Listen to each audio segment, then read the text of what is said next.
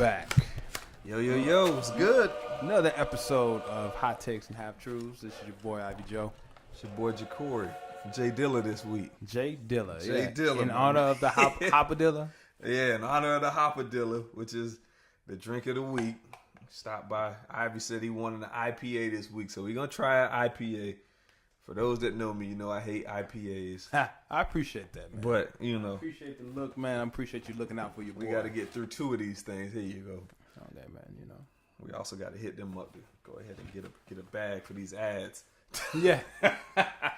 Ads will be coming soon. Pretty soon. The only drinks we recommend are going to be the ones that's paying. Yes, So, sir. yeah. So, let's go ahead and toast up, man. We got a lot to talk about this week. Go ahead and Yo. toast up, take a sip, and let's get into it. So, what we got? First of all, man, how was your week? Not bad, man.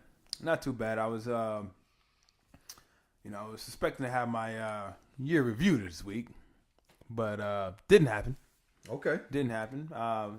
Should go down Monday though, but I'm looking forward to getting to know the ins and outs of my my bonuses. Oh, okay.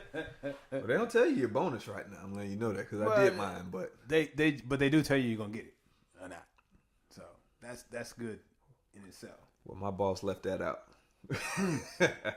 My boss definitely left that out. But I did my review and got my little score. So I apparently did very well this past year. So I would imagine.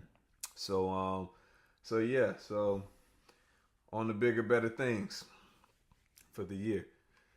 Just started that new job too. So, that's whole nother learning curve, man. Yeah, man. Everything is unfamiliar for me this year. But that's good. I like it.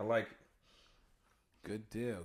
So, I think got some interesting topics this week. I think we're gonna pretty much be easy. This will be easy to get out all the different. Just feel like we have some good topics that we'll be able to dive pretty deep in. We do. We got everything from fraud, yes, rape, yes, hot bars, yeah, new music released. Yeah, man. So I mean, let's just get into it. Let's let it flow. Let's let it go. So where you want to start at, man? I think we should start with this Fyre Festival, man. Since it's kind of all the talk, social media, Twitter, specifically. So. At least it was earlier in the week. So, with the 2 documentaries out, there's a documentary on Hulu, and then there's another one on Netflix that kind of went into some background details on this Fyre Festival that I think is kind of intriguing, man. Very interesting to me, to say the least. Yep.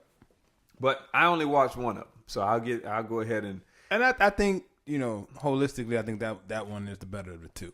Okay. Well, so I did watch both, but I think the biggest thing the other one had was basically Billy. Okay. I don't feel like he if you're on trial, I guess you should. I guess in the legal system, they do allow the people on trial to take the stand. Sometimes, not all the time. But from what I saw, I didn't really need to hear from Billy.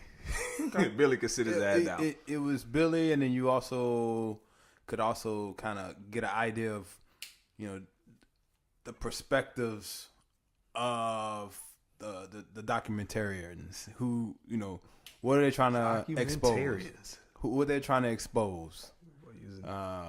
Using big words. Well, I'm just why I said it because it's just like certain entities in the Netflix one kind of came off looking better. Okay. Well, before we dive into that, why don't you give us the backdrop, paint the backdrop for the listeners who don't know about Fyre Fest. Fyre Fest. So, in short, it was the brainchild of a young entrepreneur, Wakubian devil, Billy McFarlane. Child of he, has some other early adventures. He kind of fancies himself a tech entrepreneur, tech genius. Which is important because there's a lot of for those that don't know, I mean, there's a lot of cross talk, if you will, between pollination, music, cross what? Pollination, cross pollination. Yeah, boy, all right. Ivy got the big words today. Hey man, you know I'm on it today. He got the big words. I just woke up, baby. I ain't on it. Long His nap IPA today. hitting already, man. I'm a lightweight, but so cross pollination, right, between music. Moguls, if you will, in the tech world, you know. For those that don't know, I'll give a couple examples. Jay-Z was an early investor in Uber. Okay. Yep. Is one that a lot of people don't know about, right? Nas currently has something going on within the tech world. I'm not 100% sure on the dealings with that, but I mean, Nas and his background deals with, say, like Bevel and background deals with Netflix, right? Where he's going out and going to these companies where you might see Netflix as an entertainment company, but it's rooted in tech, right? They took entertainment and made it web-based, right? Yep. But Nas had that deal with a couple of the shows to Get Down and things of that nature behind the scenes. Chameleonaire even, I know that's a reach. Yeah. I haven't seen the second season. Yeah. But Chameleonaire, which is a guy who's heard that name and who knows how long. It's been a while. But there's actually an article out there. I think it's a Forbes article with Chameleonaire where he's actually doing an internship or something like that, right? Out with some of these tech companies out in Silicon Valley and stuff. Okay. So there's a lot of that going on behind the scenes, man. And this was a prime example where Ja Rule, met Billy through trying to reinvent, if you will, the booking industry. So right? That was their app. So it first started with Magnesis. Well, that was Billy's side venture. But that's where they met. He was a brand ambassador for Magnesis, and that's kind of where the ball started rolling about the whole Fyre media / app. So, that's kind of where, I guess, so it started with Magnesis back, I want to say, about 2014. And essentially it was just a way of using your debit card, what you already had, a debit card or a credit card you already have, and making it a prettier design. And for that, it was a metal card. Yes. They sent you a metal card, which, had a little glossy strip on it or something. So it was eye-catching, and let's call it what it was. It was a money grab. They needed money to launch, another project. $250 for the membership. Annually.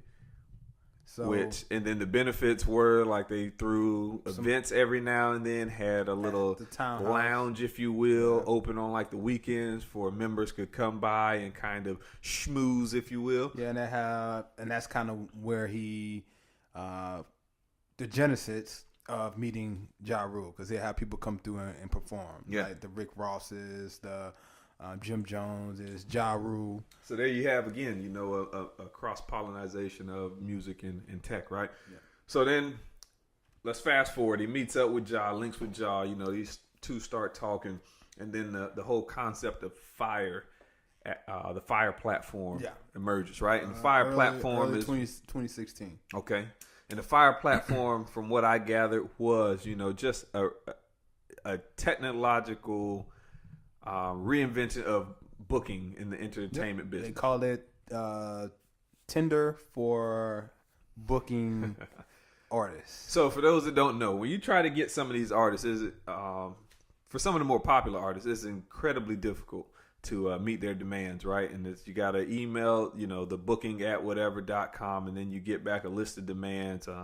It can range everything from travel accommodations to hotel accommodations to, I think they call it a rider, right? Yeah. Basically is what it is. It's all the things they need. You've heard some crazy stories like Usher only wants like red M&Ms or something backstage. All this stuff is part of, their booking accommodations, if you will.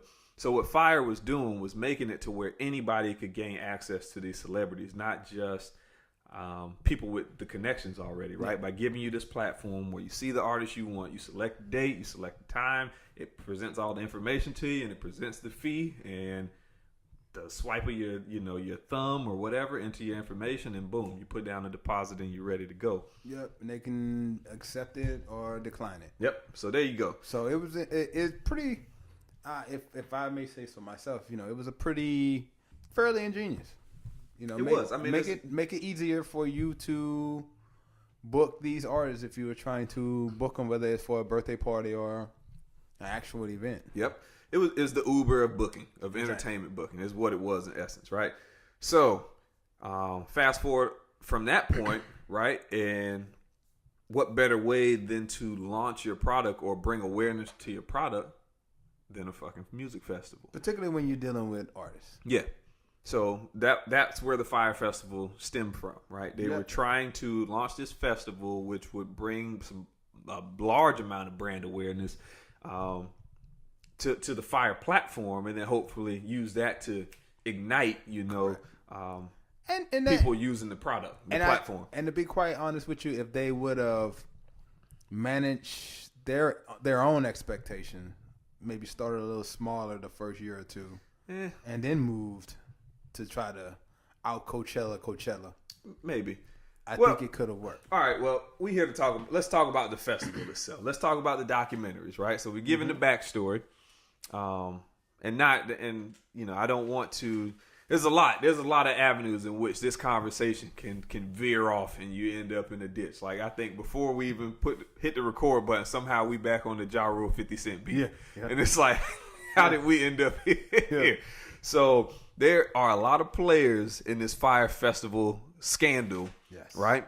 But I think our goal here is to just kind of give a broad overview of the festival itself and of the documentary, really, and then our own opinions of where we think things went horribly wrong and why Billy McFarland is facing the time that he's facing. And I believe you said he's actually serving a 6-year sentence right now. He's doing 6 now. Yeah, and there's still $20 million up that he's got to figure out some way to get back, right? Okay, so you saw both documentaries. I only saw the Netflix one, right? Mm-hmm. So give me your take. Walk me through the.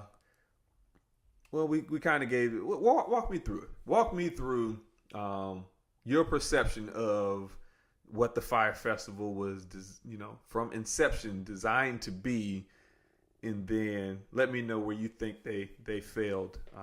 Well, I mean, I think you already pretty much said what it was meant to do. To bring brand awareness to their new app. Okay. Initially, I think the monies that they were generating initially was for the app. And then, like I said, we said that before, that, it's pretty ingenious idea. So I don't know exactly the genesis of going down to the Bahamas, but they ended up in the Bahamas. And Billy ended up in the Bahamas, one weekend, I guess, during the summertime of 2016. And I guess it popped in his head. Now, you listen to some of Ja Rule's latest interviews. He says that, basically it was his idea. It was his brainchild. Either way, that neither one of those really matter. But marketing genius, though. Incriminating Ja. Hey, so that's the one that came out on the other. Incriminating Ja. He tried to say he had nothing to do with it, but then he was on Drink Champs, saying that it was his idea. But well, okay, and it very well may have been, right? But it wasn't the idea, right? You don't get arrested for the idea, right? No. The charge is Billy or Faith. Okay, so that's important to point out, right? Is that you could be sitting at a table with somebody say, hey, I have a great idea and have the best intentions for it to go through, but as I watched this, I was kind of keeping an eye out for that, right? Is that who really was to blame in all of this? Well, ultimately it was on Billy. Billy was the guy, frauding people out of money. He could have gotten insurance on the event, which would have covered, I guess, basically his, what he had into the venture. Okay. But he didn't didn't even get insurance. No. Damn. So, I guess what I'll start at is from the top. I guess my first thought, from watching the documentary, the boys were marketing geniuses. Whether it was Fuck Jerry or Ja, Billy with the idea of going down to the Bahamas. I mean, marketing geniuses, and it was kind of the first of its kind as far as using IG influencers. Okay, but so with that, all right. So this is where it got interesting, right? Because they bring in Fuck Jerry, as you said, Bella Hadid, some other high-profile models and things, right? Yeah, fun factoid. I remember this because I was actually following Chanel, and I remember seeing her in the Bahamas around that time, and I remember the orange. I was like, I do recall seeing that when it started coming through on the documentary. Well, boy, I'm lame as hell because I don't know none of them girls. I ain't see no orange square not once. I damn sure wasn't invited. This festival was not for me. No, it wasn't for me. Now, granted, it quickly got out of my mind because it didn't come back until all the shit blew up, and you are watching on social media and on all these different news platforms about how people are stranded in the Bahamas. Yeah. I'm like, damn, that was up.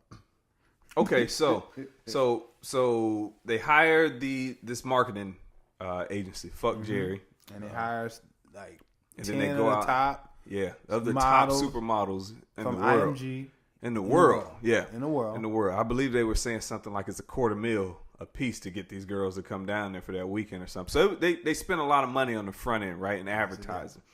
So if you watch the documentary, then you clearly saw what happened. If you didn't see the documentary, they basically went down to the Bahamas with these girls for a weekend or a week or something like that, and brought the marketing agency down there. They didn't even have a plan for where they wanted to shoot, how they wanted to shoot. All they knew is they just wanted them to film everything. Yeah.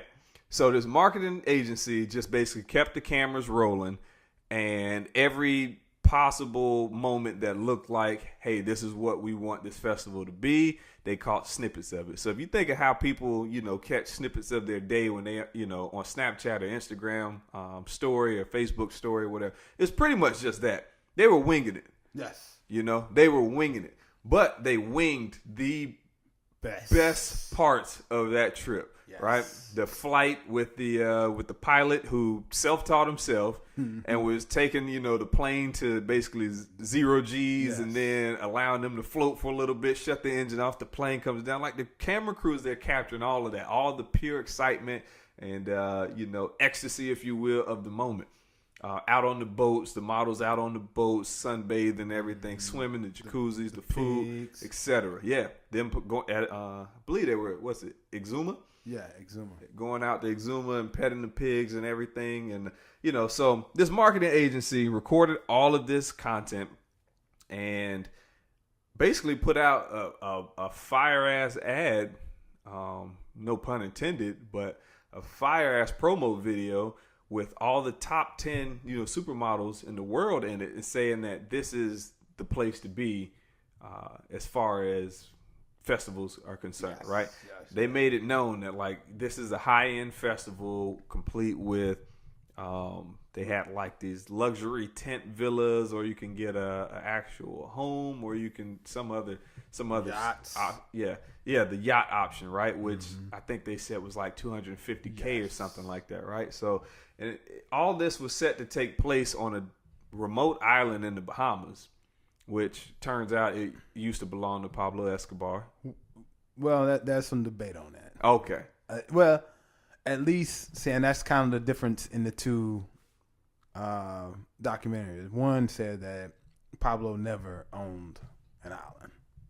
Okay. Bahamas. Well, and on the Netflix one, they said that the owner said, "Hey, you can use it, but if you make any mention of Pablo Escobar, we're gonna kick you off of it." And what did Billy do in the first video? He used it. He made mention of Pablo Escobar.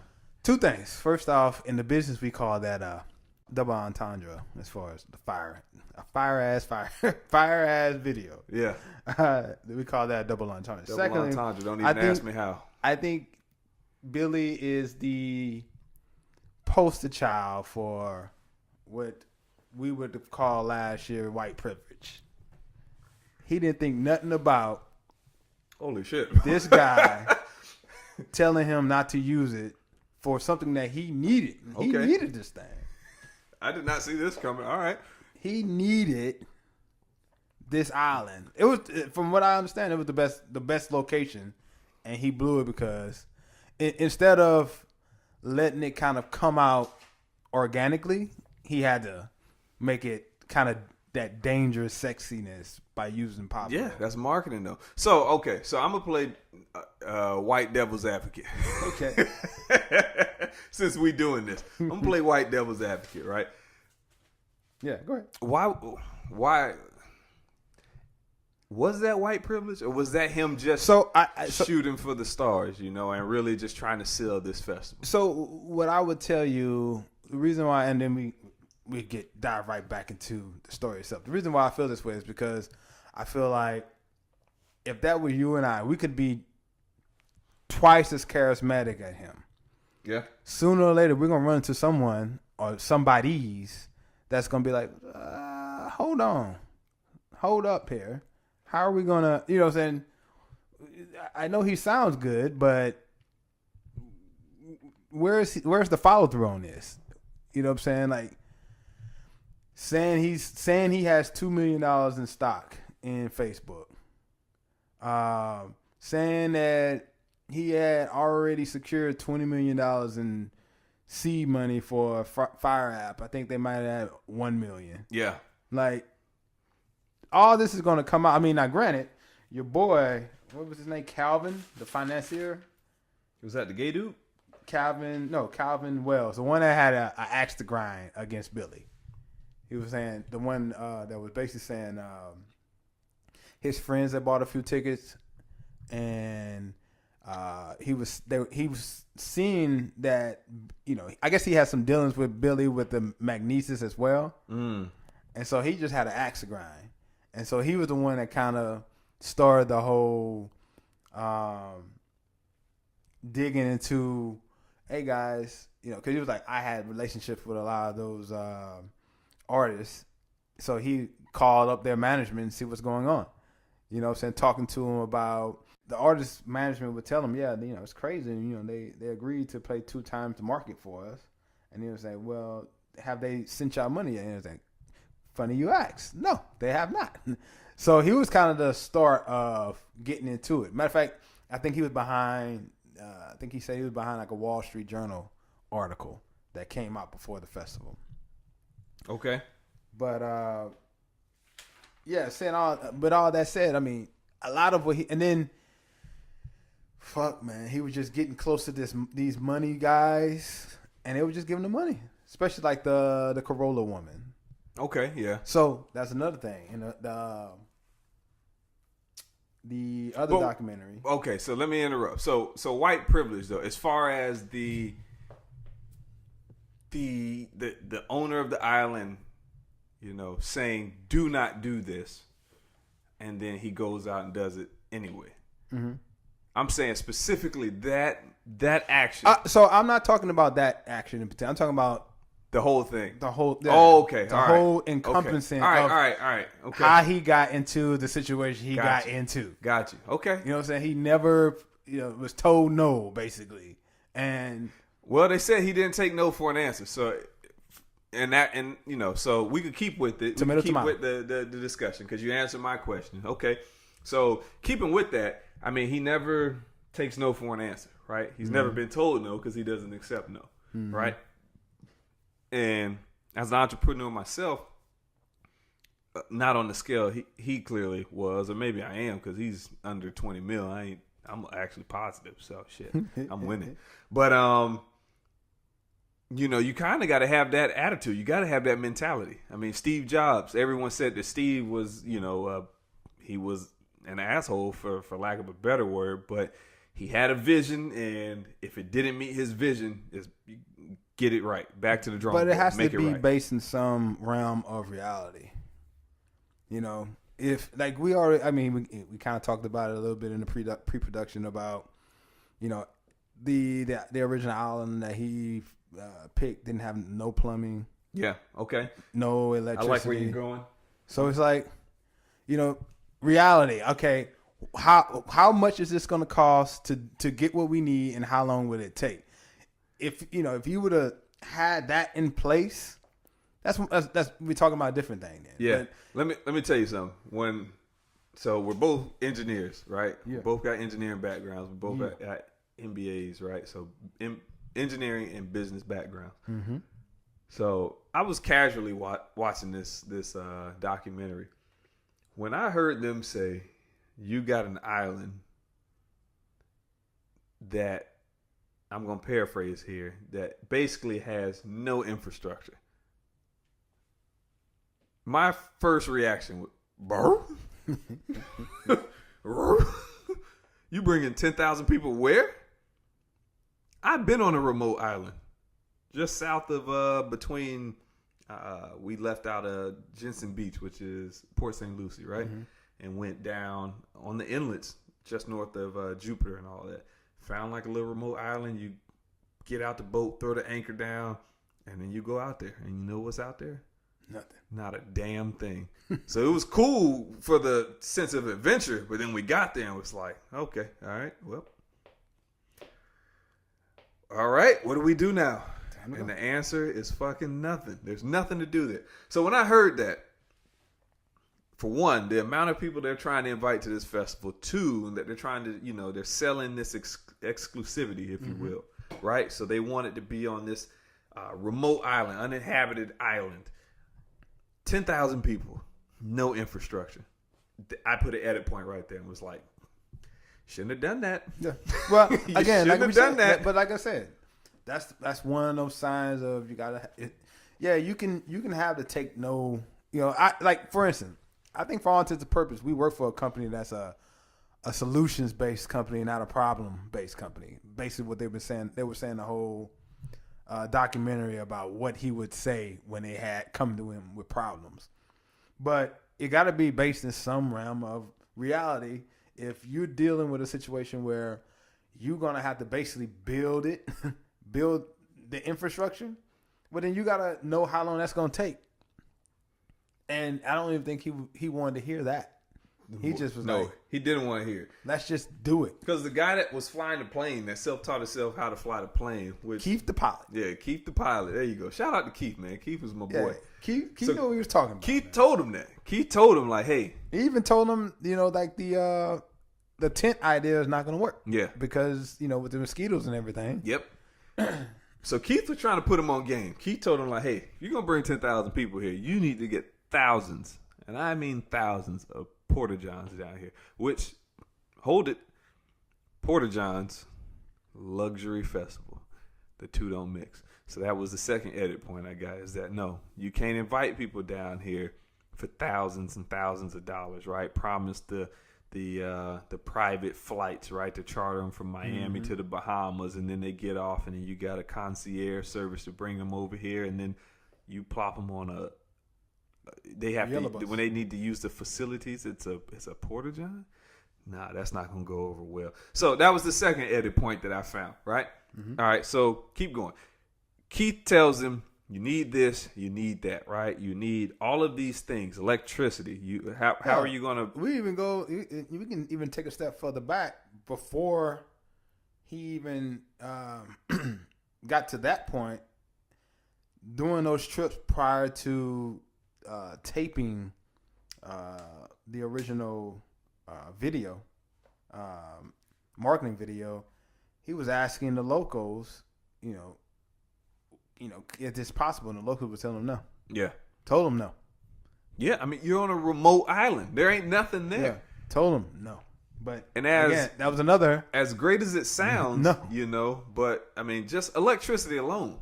Mm-hmm. Right? Now, how much power you need to power a stage for these concerts and stuff? It's crazy, bro.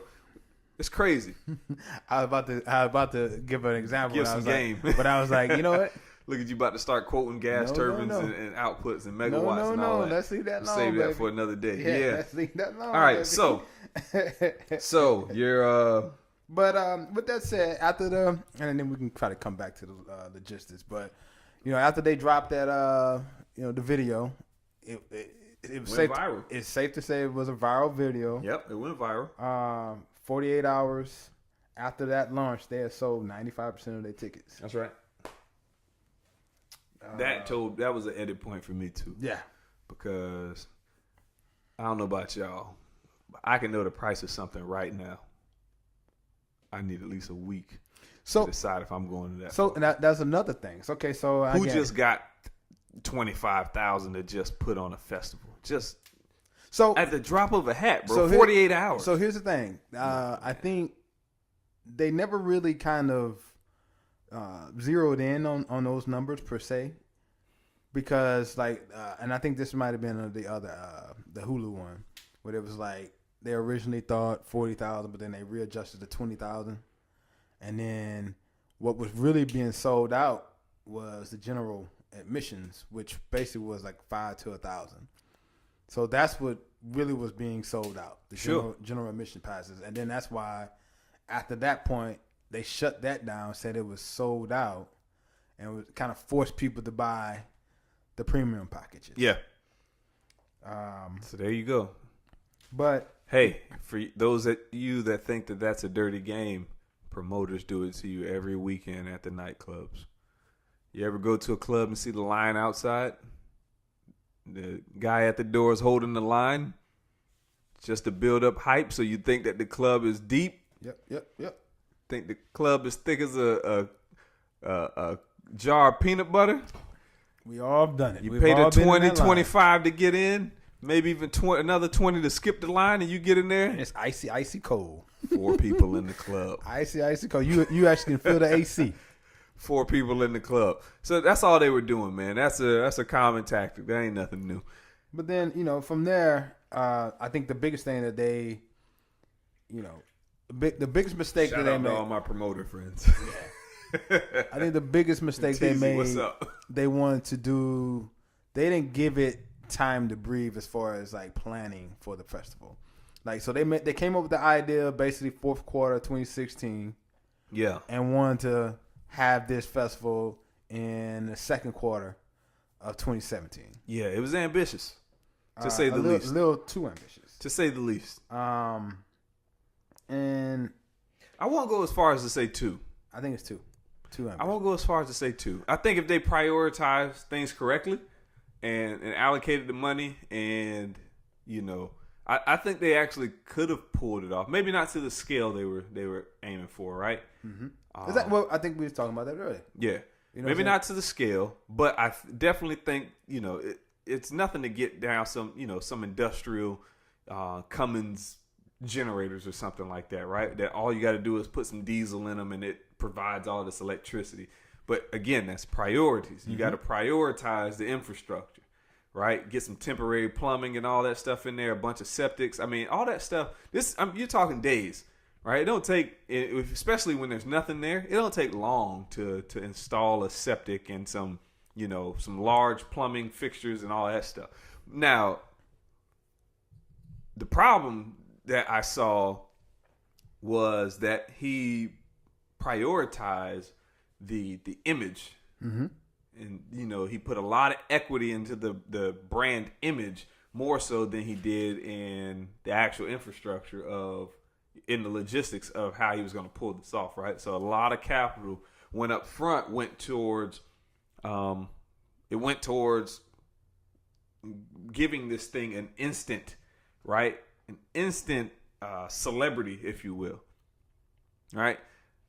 Because you got 2.5 million tied up in supermodels just from a weekend for advertising. Not to mention how much the marketing agency charged them to come down there, record and put this video out, right? So you're already probably 3 million in the hole before you even get started, right? And here you are still with this big question mark lingering over infrastructure, logistics. Yeah, and you didn't want to deal with the hard, the hard facts and logistical nightmares that you had to actually solve, and you never really did solve them. No, he didn't. But I think some of the other things, that they did incorrectly, like didn't hire a stage tech until 45 days out. Put an inexperienced kid, 22-year-old guy, what's his name, Sam? Yeah, the young bull. Yeah, Sam. I forget his last name, but put him in charge of booking guests, booking the talent. Yep. And he wasn't using the Fyre app, so it was mad difficult. He was not. Mad difficult. Paying 2 times market rate. He said himself it was $4 million on talent alone. Yeah. Paying 2 times is crazy. Yes. Because you got some artists that it's like 100 bands just for a walkthrough, right? You want them to perform, you're talking $250,000, and that's literally like a 10-minute set. You want them to do a concert, right? Like a 30, 45-minute set. You're talking, upwards of $500,000. So it's crazy that you would, out the gate, find some of these guys and say, we'll give you twice what you're already, in my opinion, inflated numbers. Yes. And then you take into account, he didn't get an actual budget for the festival. Of course not. Until, no. He got one. He didn't get it until roughly 45 days before the festival was taking place. And was he, with his $4 million booking, right? Was he above or below budget? Under or above budget? He budget? never got the money. That's the problem. I know, but based on the budgetary numbers, I guarantee they gave him that budget and it was like $750K. No, it was $38 million. 38? Yes. Oh shit, he's a savior. $6 million on catering alone. Yeah, that was the total budget. You're saying? Yeah, $38 million right. For the festival. I thought you were saying like the for the talent was $38 million. No, he came in at 4. Oh, he's a savior. No. $38 million total, and that may not even include the talent.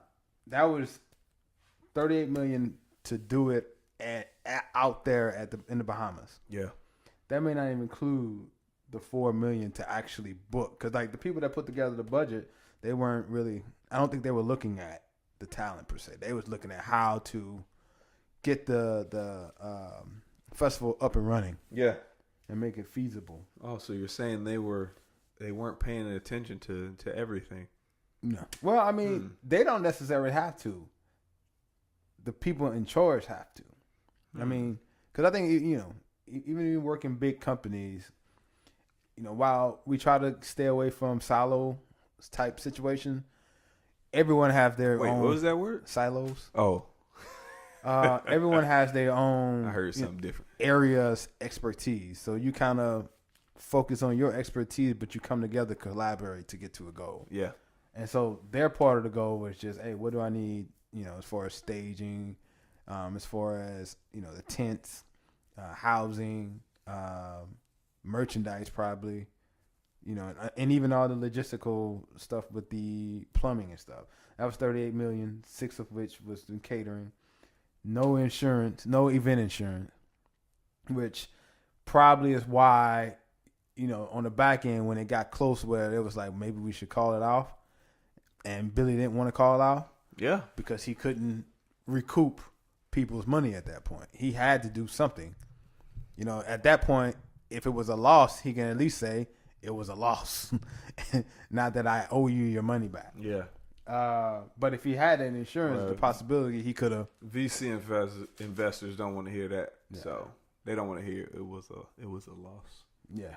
Speaking from someone who's been a silent investor, I don't want to hear that shit. Okay. I hear you, Bill. Yeah. Then to top that out, 2 weeks before the event, he decides to fire the caterer. Yeah. And that's just the highlights of it. So I think it was safe to say that they were from the outside looking in, they were gross, and I do mean gross, right? What is the word I'm looking for? Incompetence?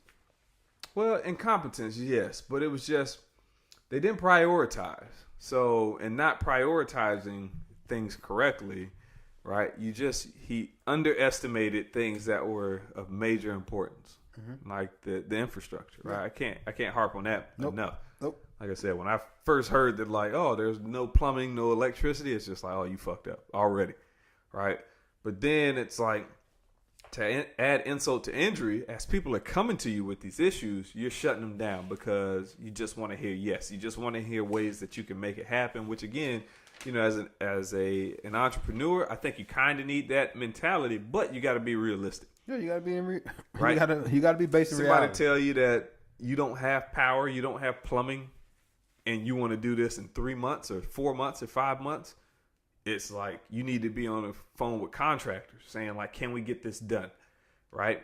And unless you're going to own the island, that conversation with the owner of the island would have taken months just to figure out what are you going to do. Are you installing temporary or permanent stuff, right? Yeah. And figuring out the legality behind that would have taken him months, I guarantee, right? Well, probably not, because he was just throwing money at everything.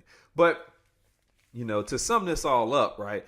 I just think that I commend him on being an ambitious entrepreneur, but he was careless.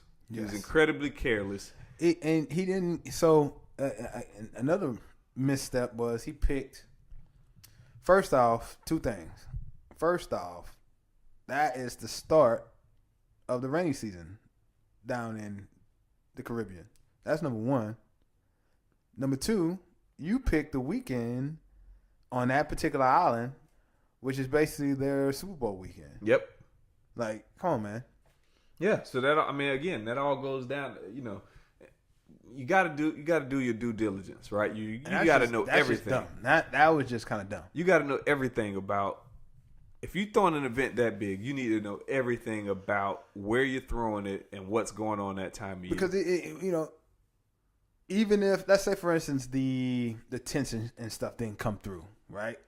You at least want to have access to the Sandals Resort that is right up the street from where you, so that your event goers at least have a fallback of a hotel that they can go to. Yeah. They didn't even have that because, they were full from the regatta. Well, I mean,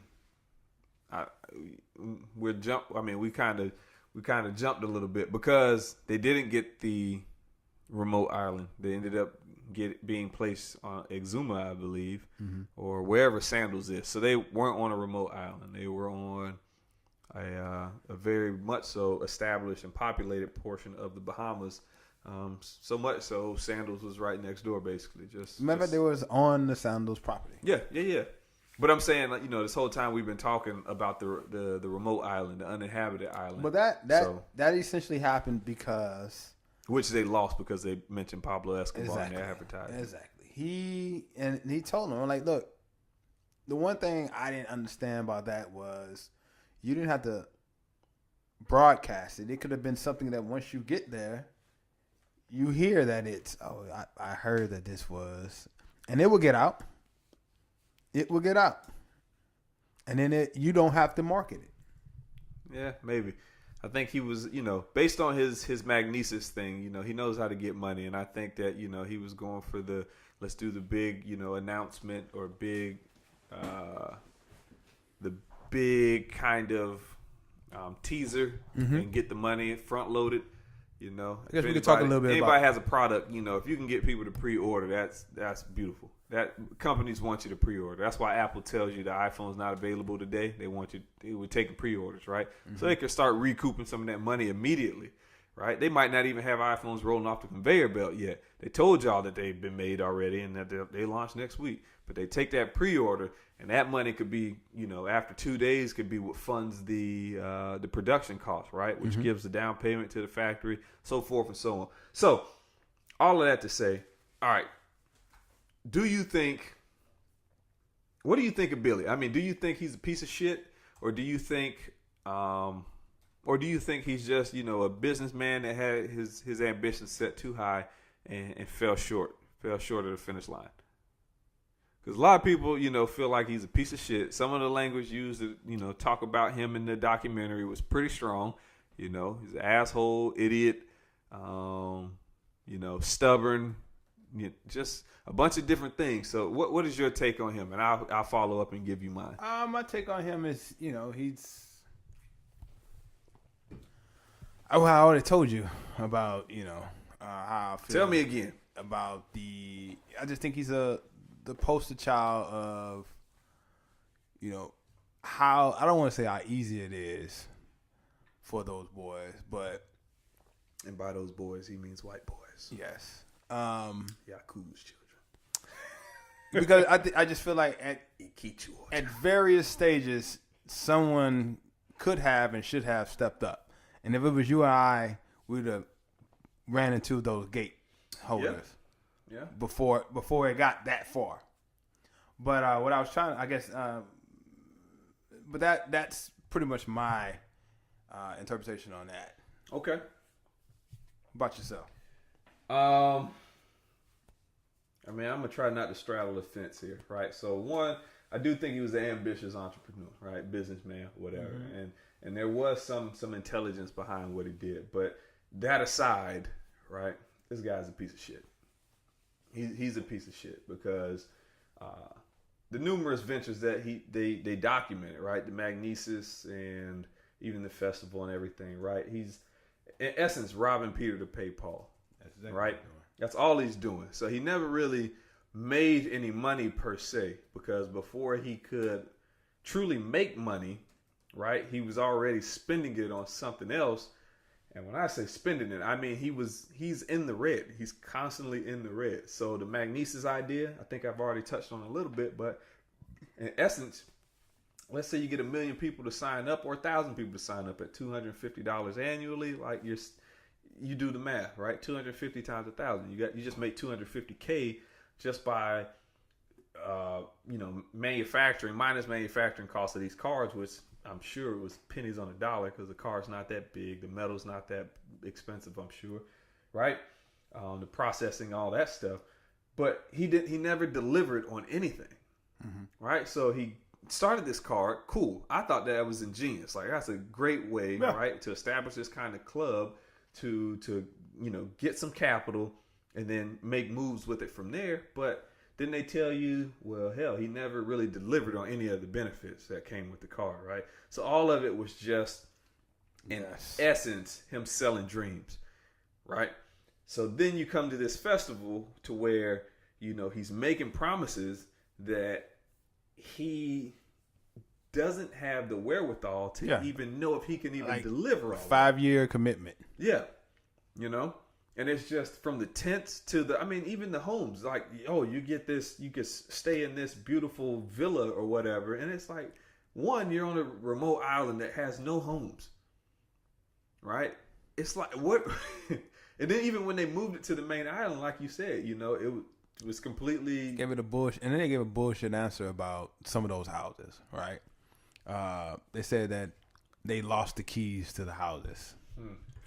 I mean, how do you lose the keys to the houses, boy? It's all, but that just goes to show, man, how people do business and stuff, man. A lot of people do bad business, and this is just a prime example of bad business, So you got to know where your money's going, and you got to know how people do things. And it's kind of the Achilles of business, because, this is, all businesses have to face this at some point. Right, because the goal of all businesses is to grow, be profitable, and everything else, right? So you best believe almost all of them are cutting corners somewhere, but it's a matter of where. And I think you started off by saying, talking about the ethics. Yeah, the ethics around the business they're doing. And if you're going to cut corners, cut it somewhere where it doesn't sacrifice the integrity of, your company's ethical standing, if you will. So, no, he's a piece of shit. And to tie Ja Rule into all this real quick, I don't, Billy's going to serve some time. You said he was serving 6 years already. So Billy's serving time. Do I think Ja should serve time? No. Because I think Ja, as influential as he might have been, I think that, the crimes committed, like all the things that were fraud. And I think I heard somebody say that Ja said, it's not, what did he say? It's not, it's something crazy. It was like, it's not fraud. It's it's not fraud. It's false advertising, right? And again, that's just that's unfortunate. That's how a lot of businesses go, right? They know, and people, y'all got to realize, man, that a lot of us, we buy products based off of marketing, right? We buy it because of the marketing. It's not because we want the product or we need the product. It's because we're made to feel like we need it. So people are telling you all these things, right? And if you get up and go and buy it, it's done. They've accomplished their goal. You are effectively a conversion, right? Now, whether the product works or not, that's for a whole nother department to handle. Because marketing has nothing to do with does your product work? Does it function? That's not their job. Their job is to sell you the product. Yep. So, in essence, what do I think Ja Rule was? I think he was that cross-pollination. Billy needed somebody on the inside of the industry with connects, right? And Ja's got a lot of connects through Irv Gotti and through, his past connects with Def Jam and all these other guys to get people on board and to get the music industry behind him. And Billy's job was to get the money, properly deploy the money, right, to make the festival a success. And quite frankly, he didn't do that. No, he didn't. Ja did his part, right? Ja did his part. Billy didn't do his part. And I'm sure Ja was an investor. I'm sure Ja lost a lot of money on that venture. And I'm sure he was slated to make a lot of money on the venture, right? But as far as who was doing the business meetings and doing the sales pitches and getting the money and saying where the money should be allocated, that was all Billy. And that motherfucker deserves every second of time they gave him, if not more. Yeah. And that's where I stand. What I find interesting, and I guess we can move on, but what I find interesting out of the whole thing, and I guess it's just... man, you nursing that beer. I'm almost done with this one, man. What are you talking about? But anyway, what I found the most interesting, kind of going back to the marketing aspect of it, how they were getting those models jammed up for not specifically labeling, their shots and the video as advertisement. Yeah. I thought that was kind of interesting. Only because I think whenever I see anything on Instagram, and you selling me something, it's in my mind already that this is an advertisement. Yeah. If I buy it, it's on me. You don't necessarily have to tell me that, but interesting enough, whoever was, what's her name? Emily? What was one of them girls' name? Emily? I did not keep track of their names. Retta. I think she's one of the, she was actually kind of an actor too, but she was the only one to actually do it. So I was interested to know who is her team, because apparently her team is on top of the ball. Everybody need to get that team. Sucker. Because, man, she was the only one that did it. The rest of them didn't need to. What you mean? They didn't need to post that it was an advertisement. Yes, it did. They started coming back at them. Yeah. Yeah. Like SEC started saying, because they were saying that basically they were in on it. This must have been the Hulu one. No, I think it was on both of them. I think it was on both. But yeah, the SEC. I mean, I saw the one guy, the chubby guy on the couch that was getting kind of turned. It's like, why aren't they tagging the fucking festival and all this and all that? Yeah. Right? So, they're talking about that. Yes. Okay. So, but in essence, I mean, maybe the SEC is following back or coming after them. It'll be easy to prove that they weren't a part. I mean, they got receipts. They got paid for. Yeah, but I think that's why you're starting to see a lot on IG, the paid advertisement tags they have now. Yeah, I think that was kind of the genesis of it. But I mean, maybe those girls are just taking pictures and posting them. Yeah. So, and if they tagged the Fyre Festival or whatever they did, I guess, found that interesting though, because I was like, they can actually get in trouble for that. Maybe, and they were trying to get them. Yeah, and I think that's all stemming from the SEC, which I don't know. Like I think they had to come back. I think they all had to make statements. Yeah, but I'm sure they got off easy. I'm not. Yeah, but still, it was just like, wow. I ain't worried about that, man. Wow. Naomi Campbell wasn't out there, so whatever. But they all guilty. All of them was guilty. I seen them all there. All right, so that's enough of Fyre Festival. It didn't happen.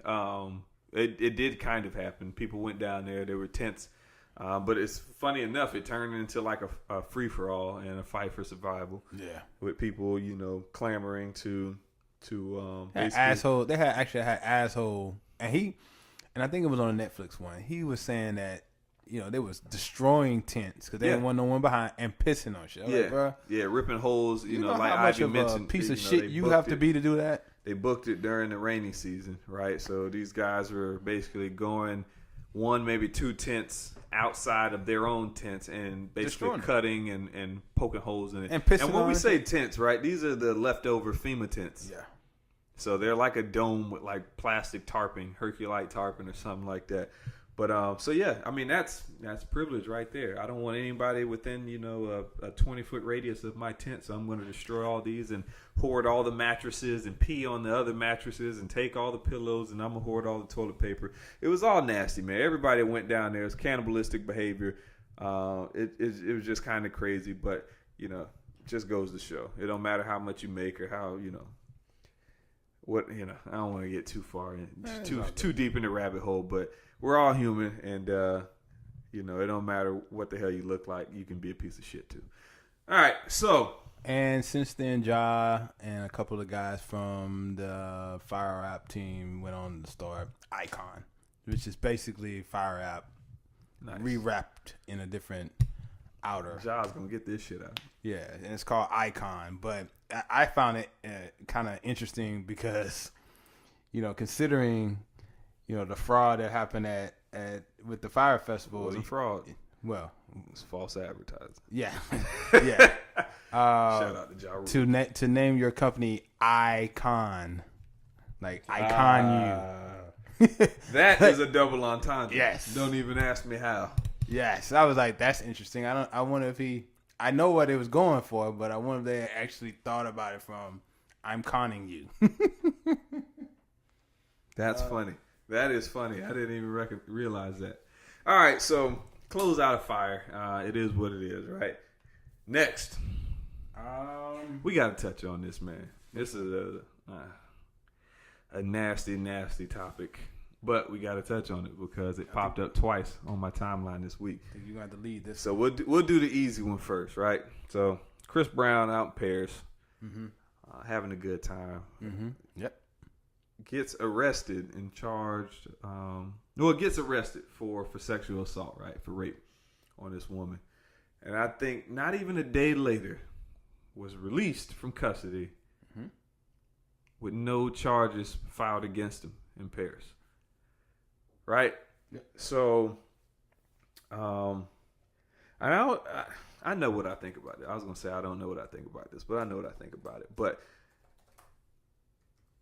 man, it's a crazy time we're living in right now, man. Especially for the fellas out there, man. It's crazy, and I don't mean to say that to take away from the fact that it's probably been crazy for the ladies out there, right? But as a man, as a young man, as a young, relatively successful, young man, this shit scares the shit out of me, bro. Wow. It's just because it can. How much your life can change literally just from somebody's false narrative, and especially with this topic, right? It's one thing if you say like, "Oh, I'm an asshole" or something, right? Or "Oh, he's a liar," and I don't take that lying claim really. I take that shit to heart, really. Like I turn up for people calling me a liar, right?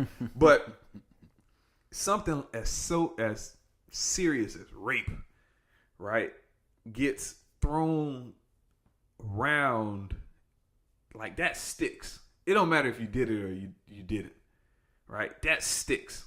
That stings. That instantly has effects on your image and who you are, your character, everything, bro. So, at first to hear that he was arrested on it and everything, it was like, damn, I don't know. Right? It's like I tell you what I do now. It's like I'm so used to, I guess, stories not sticking. They just being kind of clickbait, if you will. Yep. That I've just learned to call me a cynic, whatever. But I hear them and I have an initial reaction. So when I heard that, I was just like, damn, Chris, come on, bro. Not Chris. Come on, dog. Right? But then when it came out that like he was released and no charges were pressed and now he's talking about taking legal action on the girl, it's like, dog, okay, so she was just,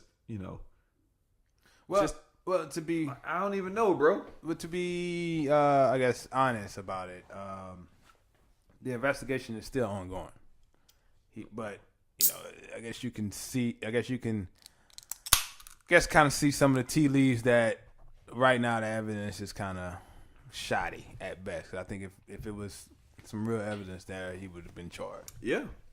I mean, they had multiple accounts from his friends that were like, yo, he wasn't even in the room with her. Like, he was over here playing his music from his phone and everything else. But just as a man, yo, it's scary, bro. Because, you know, you have to take a woman's side on that instance, right? If they come out and say something like that, like, you have to take their word for it. You know, you can't play with that. I don't feel like you can play with it. But I also don't feel that it should be announced, you know what I'm saying, until you have some concrete evidence or something like that. I mean, if you can even do that, you get what I'm saying? I don't. So I don't think. But it's always going to be news when a famous person gets arrested. Period. But it don't even just got to be that, man. It's just it's got to be something, bro, because you get that label and it don't matter, right? The court of public opinion right now is more powerful than the judicial system, if you ask me. So I guess when I first heard, I you know, initially I was like, you know, Chris, you gotta be smarter than this.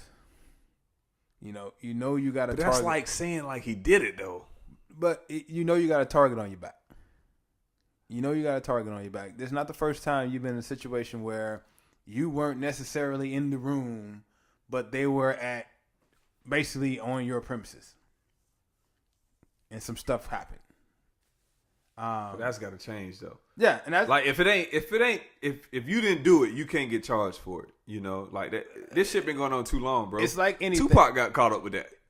It's like with anything though. You know what I'm saying? Like in lawsuits, they go after the big money regardless. Yeah, I get that. He's the big money. So what you got to do is sully him up.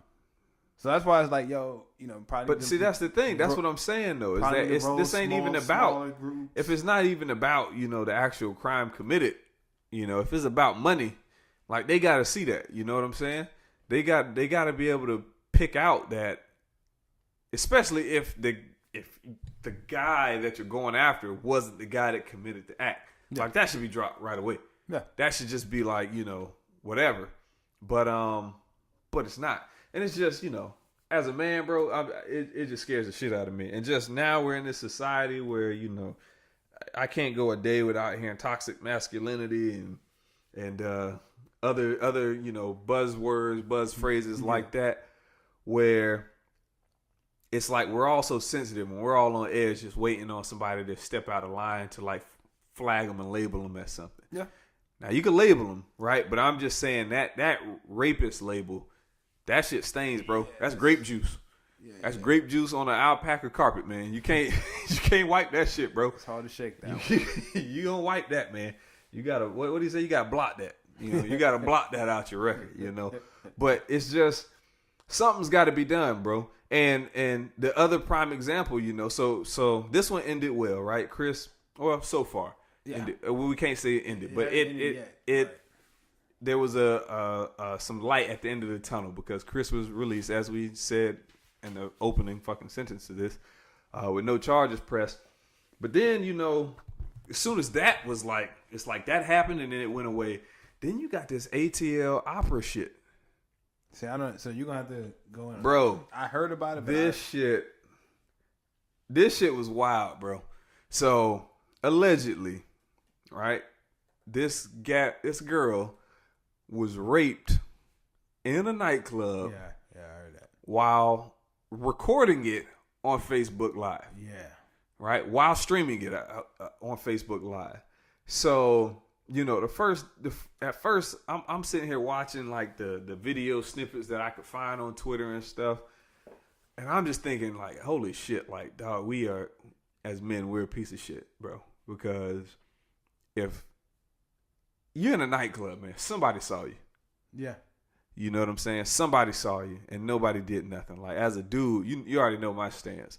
Because if I can go back in time to that one instance where old boy was jabbing that girl up top of Roxy's that one night, and I stepped in, it was just like, bro, no, like, no, you're not finna just square up on a woman in here, right? that's just kind of how I am, which is we supposed to protect women. You know what I'm saying? So when I first saw it and heard about it and was reading about it, I was, it's damn, bro. It was just like, what the fuck, right? How do you rape somebody in a club while they're streaming it? Yeah. Right. It was just crazy. It was just crazy how the narrative was being painted. Right. So, my initial reactions, I was disgusted. I was, wanting to hang my head because he's a black dude. So I'm like, God damn, like, come on, bro. Like, that's not a good look for none of us. So they caught the dude. He was on the video. Oh, okay. The nigga was in the video, bro. But so all that happened, and I'm just looking at everything. But one thing that I noted, and I just said, that I'm a cynic now, but from all this online stuff. So I'm reading and I'm getting enraged. I'm like mad, bro. I'm flaming, right? And but then as I'm watching all this shit, my homeboy sends me a text. And inside the text was a link to a YouTube, not YouTube, but an Instagram page. Mm-hmm.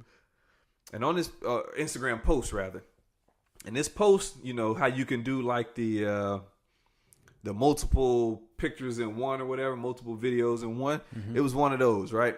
And it had every square every post that you could make, I think it's 10 of them, was a phone interview with the dude. Yeah. Hold on, with her boyfriend or the dude that raped her? Nah, with the dude that they saying raped her. Okay. And the dude is basically saying like, yo, homegirl was dancing on other dudes the whole night. And when she started dancing with me, he was like, she had a drink and everything. But basically it looked like she had too much to drink and just basically fell over. And he's trying to hold her up. Right? He's saying that like, yo, I wasn't doing nothing to homegirl, right? I'm trying to hold her up because she literally went limp. And he's like, it's dead weight. He's like, so it's awkward. He said, so I can understand how it looks weird or whatever. He's like, she's in a skimpy dress. So I think I saw a few people saying like, her breasts were exposed. I never saw no breast, but saying like how her breasts were exposed and he was holding her by the breast. But in his defense, he was saying, yo, she literally went limp, like how drunk people do. And he was sitting there holding her, trying to hold her up and stuff. He was like, and then, after a while, she regained kind of her balance and her bearings, if you will. And then started dancing again, started partying. And then you could see it in the clips. Like, she went from being hunched over, saying, help me, whatever, to standing up straight. And then back to kind of dancing. And the dude, for whatever reason, thought it was cool and was just in the video just kind of vibing with it. But all that to say is that, from the first, like, if I would have closed my phone, cut my phone off after the first 20 posts that I read or whatever on this, the whole image would have been that this dude raped her. So are you saying she didn't get raped? I'm saying that based off what the dude said. He said he didn't rape her. Okay. Right? But for some amount of time. Yeah, because that's one of my friends was talking about it, and she was like, I can't believe, because like her boyfriend had done an interview, I think a day after, and he was basically, and she couldn't believe that her boyfriend was like basically blaming her for that. Man, that's a whole nother thing. We got to cut that shit out too. Yeah, but I guess this is before that guy came out with his side of the story. Yeah, but he said he was cooperating. He said, because when you make these allegations, right? Everybody, well, if you don't know, you got to do like a rape kit, right? For the ladies, is you have to go in and they're going to inspect you, for lack of a better word. Is the best of my vocabulary tonight. But they do like some invasive inspections to look for damage to the body, right? Scratches, bruises, things of that nature, right? They're looking to see if you're that's what they're looking for. Taking semen samples, all that stuff of that nature, DNA samples, everything. So, and for the gentleman, I don't know his name, and I don't really want to put his name out there, right? Because I can only imagine if you didn't do it, you don't want this coming back to you, no type of way, right? Nope. You don't want the discussion being had with your name in it. But the gentleman said he was cooperating. He was like, only reason I didn't go today in the video or in the audio I heard, he was like, I didn't go today because he went and got lawyered up. He said, so I went and got a lawyer first before I ran in there and started taking action, right? So he got a lawyer. His lawyer said, hey, we want you to go and do the rape kit or whatever that you got to do, but we want to be present and whatever, make sure he's covered. And he was saying how he's got kids, just got custody of his kid and all that stuff. So I sympathize with him, man. Yeah. It's like, bro, if he said he don't even drink, he said he don't drink really, he don't smoke, he said he don't really do nothing. He just got custody of his kid, and he was just out for that one night just trying to enjoy himself, and then ran into the wrong person, and then. I don't even think she said she was being raped. It was just being on live and saying, help me, help me or whatever. And all this stuff, people just kind of saw it and assumed what was going on and kind of ran with the narrative. Right. And then she had some follow-up videos like the next day and stuff where she was in the car or something. And I say this, like, I don't know what happened. Nope. Right. So I haven't taken a position on it. And I guess that's where I was saying I'm kind of, you call me a cynic if you want, but I'm reserving judgment until I get some facts. Because to hear that it happened, but then to hear the man say like, yo, this never happened, right? From the video footage, you can't see anything. The only thing you see is a woman bent over saying, help me. So that without being able to say that I seen any of it, but again, I had a conversation about this earlier this week with a young lady, and when she was telling me about it, I was like, man, the first thought in my mind was, how was he doing this in the club and no one could see it? Yeah. But I was like, I'm not going to victim shame, say it couldn't happen. Yeah. But in my mind, I knew there was some logistical challenges to do it, to at least at the very least. There ain't no challenges. Someone could. There's people that see. There was people around. You can see it. People walking and I'm not talking like 20, 30 feet away. Like I could clearly make out somebody in a white t-shirt or a white shirt on their phone, right? And this is from old girl being hunched over and the phone kind of swinging and stuff. And she using the front camera, so it was just lower resolution, whatever. But like people were around. And not to say that things don't go down in clubs, because I know they do. They do. Right? And people generally turn a blind eye to it. But I like to think that rape looks different. I like to think that. You know what I'm saying? I like to think that when, people are being, I'll say romantic, right? To take it away from the rape example. But we've all seen people making out and copping feels and stuff in the club, right? It never looks like, at least from what I've seen, I've never seen anybody that looked incoherent while somebody was doing that, right? And if you do, it's two drunk people. Yeah. Right? Yeah. It's not one completely sober person and a person that's like a noodle, right? That's barely can hold themselves up. And in that instance, I think you step in and everything. So it was just, it's just one of those things, man, where it's like, the narrative, again, one, it being rape, right? So we don't play with that word. We don't play with rape. We don't play with rape culture. And that's a conversation for a whole nother day, right? We could get into that because I got some takes on that. But, for a man, right, that label sticks. Mm-hmm. So we got to do a better job, I think, as people, period, and not attaching that label until it's been, found, right, to be correct, to be the correct label.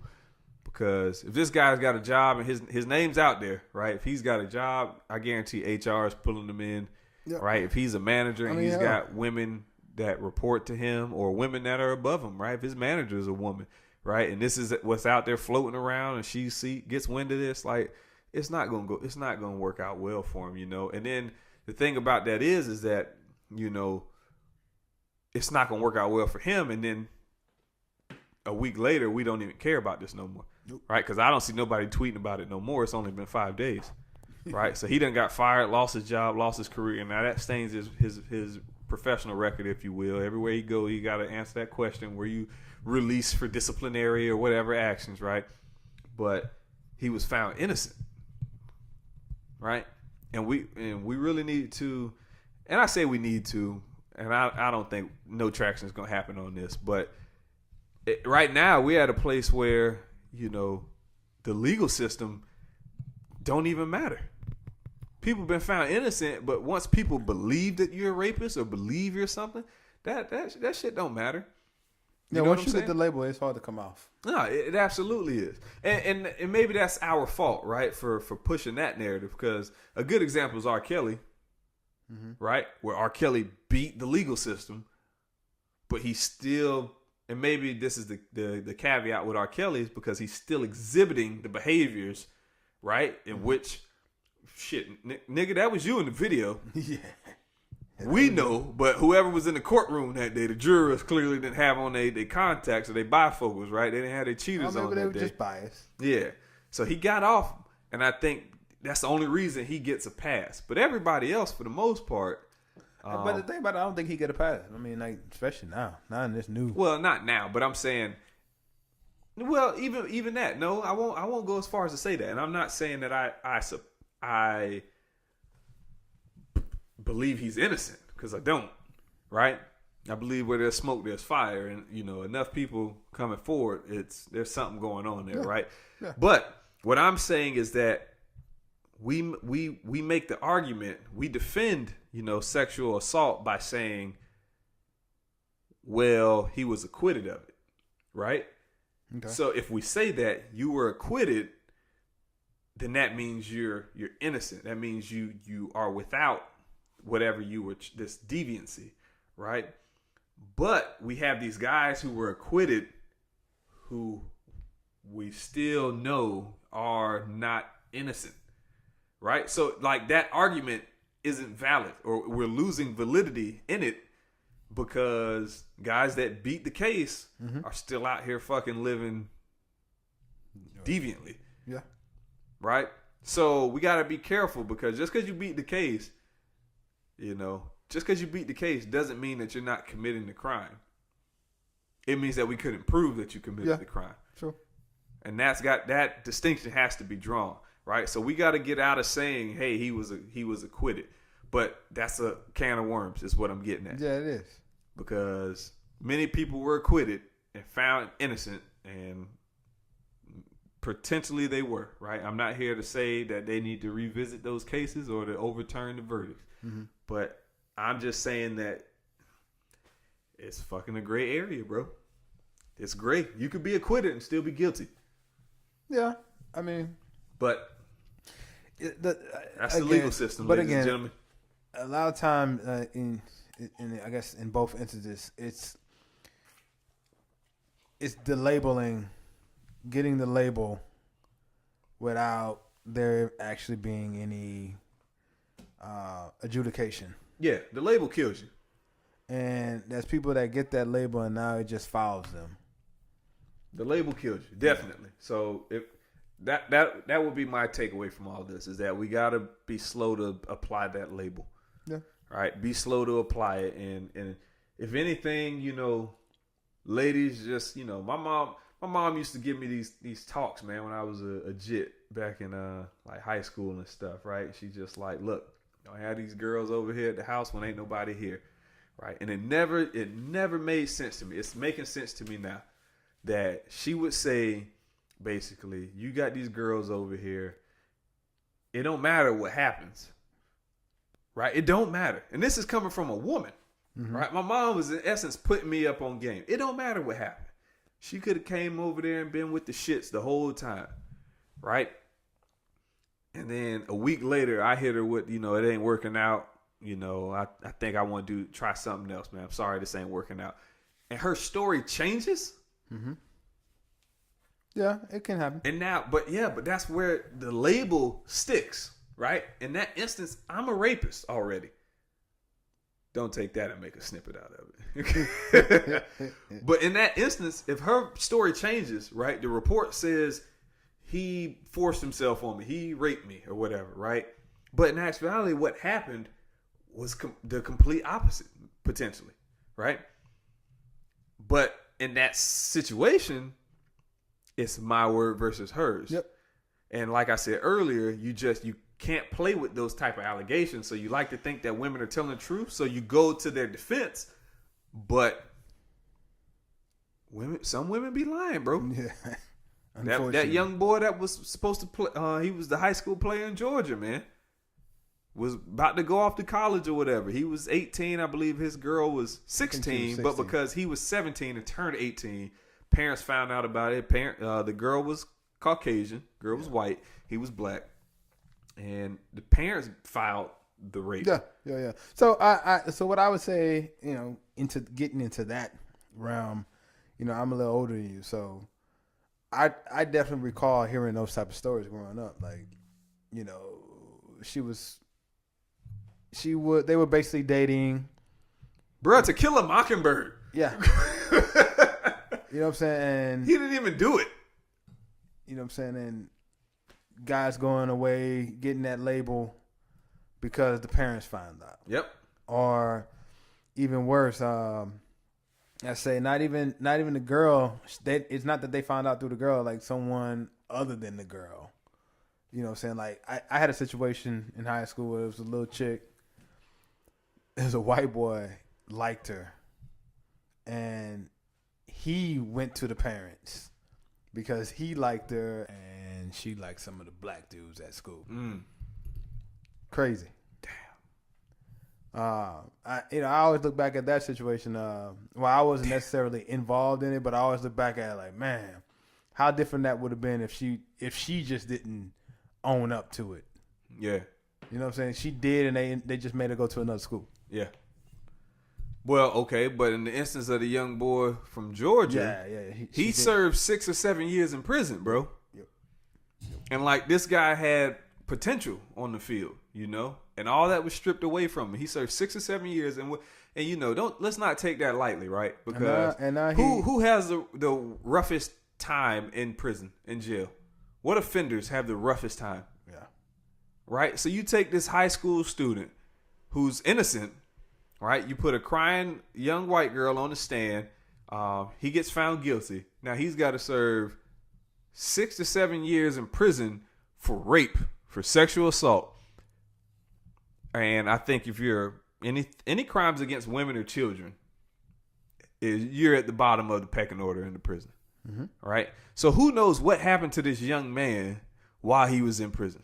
I got some ideas, right? And then for her to come out and say it was all a lie, because she eventually confessed that her parents put her up to it. He was released 6 or 7 years later because his sentence was longer. No punishment to the girl. This guy served 6 to almost 7 years in prison for sexual assault. Was innocent, right? We don't know what happened to him while he was in there. The girl confesses, nothing happens. He's still labeled potentially a rapist. Well, and hopefully, I'm sure that was expunged and removed from his record. Because I think those charges carry like you get on that list. Yeah, you get on the list. But fuck the list. What happened to this kid in prison? You gotta think, bro. That's an 18-year-old. He came out 25, 26. Right? Who knows what the hell he's been through in there? But all that, and the ceiling that he once had was significantly lower. Yeah, it's done now. He was an NFL prospect, and I actually think he went out and made like the practice squad for a team or something. I have to look this up, man. I gotta give an update on my boy, but on the young man.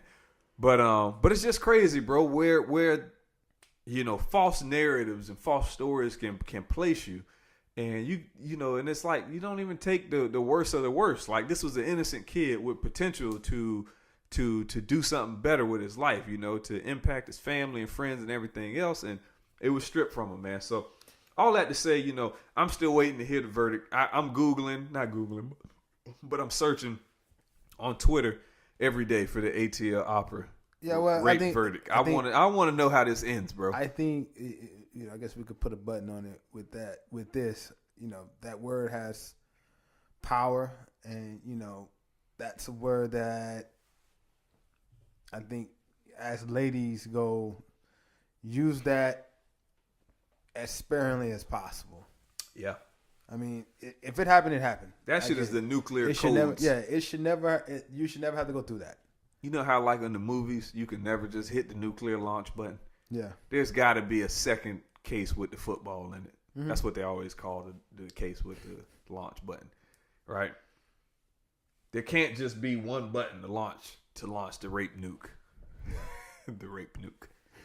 It can't be, bro. Because, you know, again, as a man, bro, it scares me, but, you know, it scares me. It's to the point now to where, I mean, I'm married, so. It scares me, but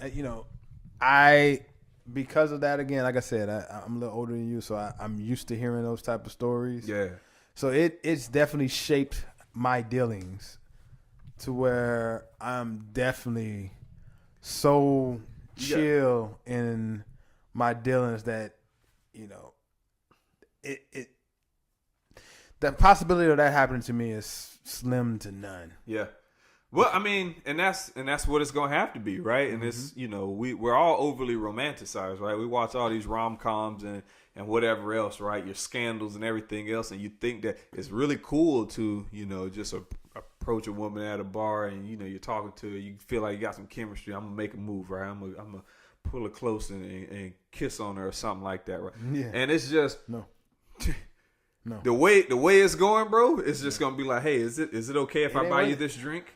This, you know, this Prosecco or something like that, this 2 ounces of red wine. And then after that, it's like every step is more questions and more questions and more questions. Is it okay if I do that? Well, you've had, you know, 4 ounces of wine tonight. I don't think we should do anything. It's like, it's going to become that. And I'm not saying that it shouldn't be, right? But it's like we're removing all of the romance. And maybe we're not, right? Maybe it's just a little more work has to be done. But it feels like all of the romance is being taken from those moments. And you can't just live in a moment anymore, right? You have to always be, as a man, a man, you have to always be aware and always be, for lack of a better word, in control, right? And it's like you have to, and in a way, I kind of feel like some of these allegations, this might be a hot take, are in a way, it's removing, in a way, I feel like we're removing a woman's ability to choose, in a way, right? By putting all the onus or a lot more of the onus on the man, it feels like if I'm a guy and we've had 2 drinks and you're coming on to me, I have to say, no, you've had enough. No, you've had way too much to drink. No. We're not doing anything tonight, right? And if we're 2 consenting adults, right? She had a drink, I had a drink. She had a drink, I had a drink. I feel like we both have the same amount of say in what we do, right? But by saying the man has to have the wherewithal in that moment to say, no, she's had a drink, so we can't go any further because she's had a drink. That to me is kind of, it just feels weird, bro. It just feels like the woman has no say in that instance, which makes me scared because it's like, what if you find a strong woman that feels like she does have a say or wants a say in that instance, right? What if she comes on to you in that instance? I mean, as a man, it's a slippery slope because it's no I don't one know, bro. size fits all answer either. No, there's not. So, I mean, all that to say, I'm married. If you see me out having a drink, ladies, don't fucking touch the back of my neck by my ear. Don't touch that damn spot. And I think leave that spot alone. I think stay away from me. As far as, you know, putting a button on, I guess this topic for me, At least for the Chris Brown portion of it. Chris just got to be smarter, man. Just got to. Like, yo, man, they after you. At this point, I think you should know that you're a target. Chris is like my generation's OJ. I don't even know that. I know that's a hot take, boy. I know that's. But they after Chris, bro. Like, but they own you. They eventually got OJ. You got OJ traded that white Bronco in. It wasn't one day later they got OJ. They already got Chris though. For what Chris actually did, they got him. He did his time. I don't know, bro. Now he just people don't easy feel target. Yeah, but people don't feel justified in that. They don't feel like they got there. Probably because he's still around and relevant. He didn't go away per se. That's good. Well, let me not even say that. All right. Next topic. What else is on the docket? Middle Child. I think that's on the docket. On a lighter note, bro, did you listen to it? I listened to it a few times. I mean, just to give a little background, Middle Child, this is the latest from J. Cole, produced by T-. T-? I believe it's supposed to be on the next. Well, they're not sure on what's going to happen, but it may be on the next album. I think what it is. The Dreamville album, Revenge of the Dream number 3. That's what I think they're gonna do. That's what I think they're doing. But they said this is the first single he released since 2013, prior to a album release. So we'll see. We'll see what happens. New. But all right. So what do you think of it? I think it's fairly strong, man. I mean, he got bars on that. Like, I definitely think the third verse is the hardest. That's where I guess it touched me the most. You good, T-? Hey, nigga, counting. Hey, bro. Say what you want, bro. Yeah, I think, but like I said, I think that third verse though, it goes hard. You know what I'm saying? I even like the where he kind of explained why, how he feels like the middle child. Yeah. Yeah, it's interesting, right? And first of all, let me say this. I don't know if he's a marketing genius. I think he's got a degree in mass communications, right, from St. John's or something like that. But Cole is a smart dude. He took a page from Drizzy with marketing this song, which is so before Scorpion came out, Drizzy was putting up billboards in like Toronto and like big cities, New York and stuff like that. I think just Toronto actually, and they were like snippets of his lyrics. Okay, right. So he definitely that bar that he was just played. Yeah. So he definitely put Drizzy had like a billboard or something that said like you're more Milan or you're more Paris Fashion Week or something like that. It was something to that degree, right? I'm paraphrasing. This was over a year ago, and Cole did kind of the same thing, right? He had the very simple artwork, if you will. Right? The first one I saw was like middle child, just said middle child. He had one that said I'm loading my bullets. He had one that said, I'm making a list and checking it twice or something like that, right? So it's alluding to like I'm getting at somebody on this. Yeah. Like I'm getting at somebody, I could never tie the other phrases, I'm counting my bullets and I'm making a list or whatever, right? So I could never tie that shit to what the hell middle child stood for. But that you wouldn't get it from that. Nah, not at all. But he definitely made it clear on this song. So to start out, I fucking love horns, man. Yeah, me too. When that shit started, but it's a different passion with me. I played trombone in middle school, but trumpet. But I'm from South Louisiana. Yeah, but y'all niggas like French horns and shit down there. Y'all like the French horn, bugle, trumpets, trombone, trumpet. Yeah, you got a point. So when that came on, I was like, okay, all right. Just a simple loop, for like an anthem, felt like an anthem-esque kind of beat. Okay. Kept it simple, but then And the first time I listened to it on my computer at night, which music actually sounds pretty good coming from the little MacBook Pro or whatever. But then I listened to it the next morning on the way to work, and boy, when them 808s hit, oh, dog, I was like, yes, finally Cole is, and he did it with, he's been flirting with, changing up his sound a little bit. Right, he did it more so on the last album, the KOD. So he fully went with like the trap drums and the trap kits on the 808s, right? But not 808s, but the KOD. But so I like that, man, because it gives you a little more. One, it fits with the soundscape of the current current hip hop environment, if you will. But he's still giving you the same Cole-esque content on it. Yeah. So it's like I don't feel so ostracized listening to Cole, because I still fire up Friday Night Lights, but the beats are so, they didn't fit the beats that were popular at the time when that came out, right? And Cole has historically always done that. And it's mostly because he produces a lot of his stuff, right?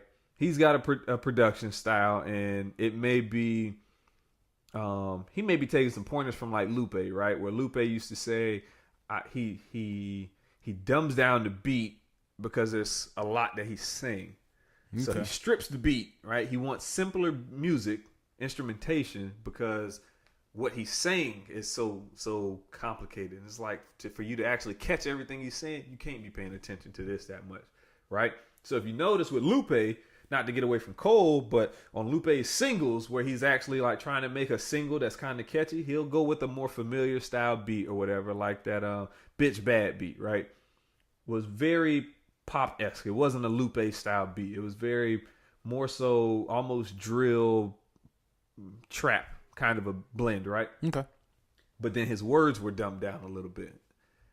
And I think Cole kind of does the same thing, to where he can have, they're okay beats. I've never been crazy about his production. I think Big Crit, as far as people that rap and produce, I think Big Crit is a better producer than Cole. But Cole has always been able to deliver lyrically and just songwriting wise, right, over those beats, to where it's like you excuse or forgive him for the lack of, like, he don't got no Young Metro beats, but he don't need it, because he always has something that like catches you, right? Whether it's the, first off, rest in peace, Uncle Phil. Like, and that was a hard beat too, but it wasn't like a Young Metro beat. It wasn't, Take Keith. It wasn't Southside. It wasn't a fucking trap beat to get that would go up in the club. But he always finds some way to relate to people. Okay. And on that instance, right, the rest in peace Uncle Phil was Uncle Phil. It's like, damn. Yeah. Damn. He done hit us with Uncle Phil out the gate. It's like, all right, wait, let me see what he got to say, right? And then you stuck with it. Like I said, that beat was cool. That was a fire beat.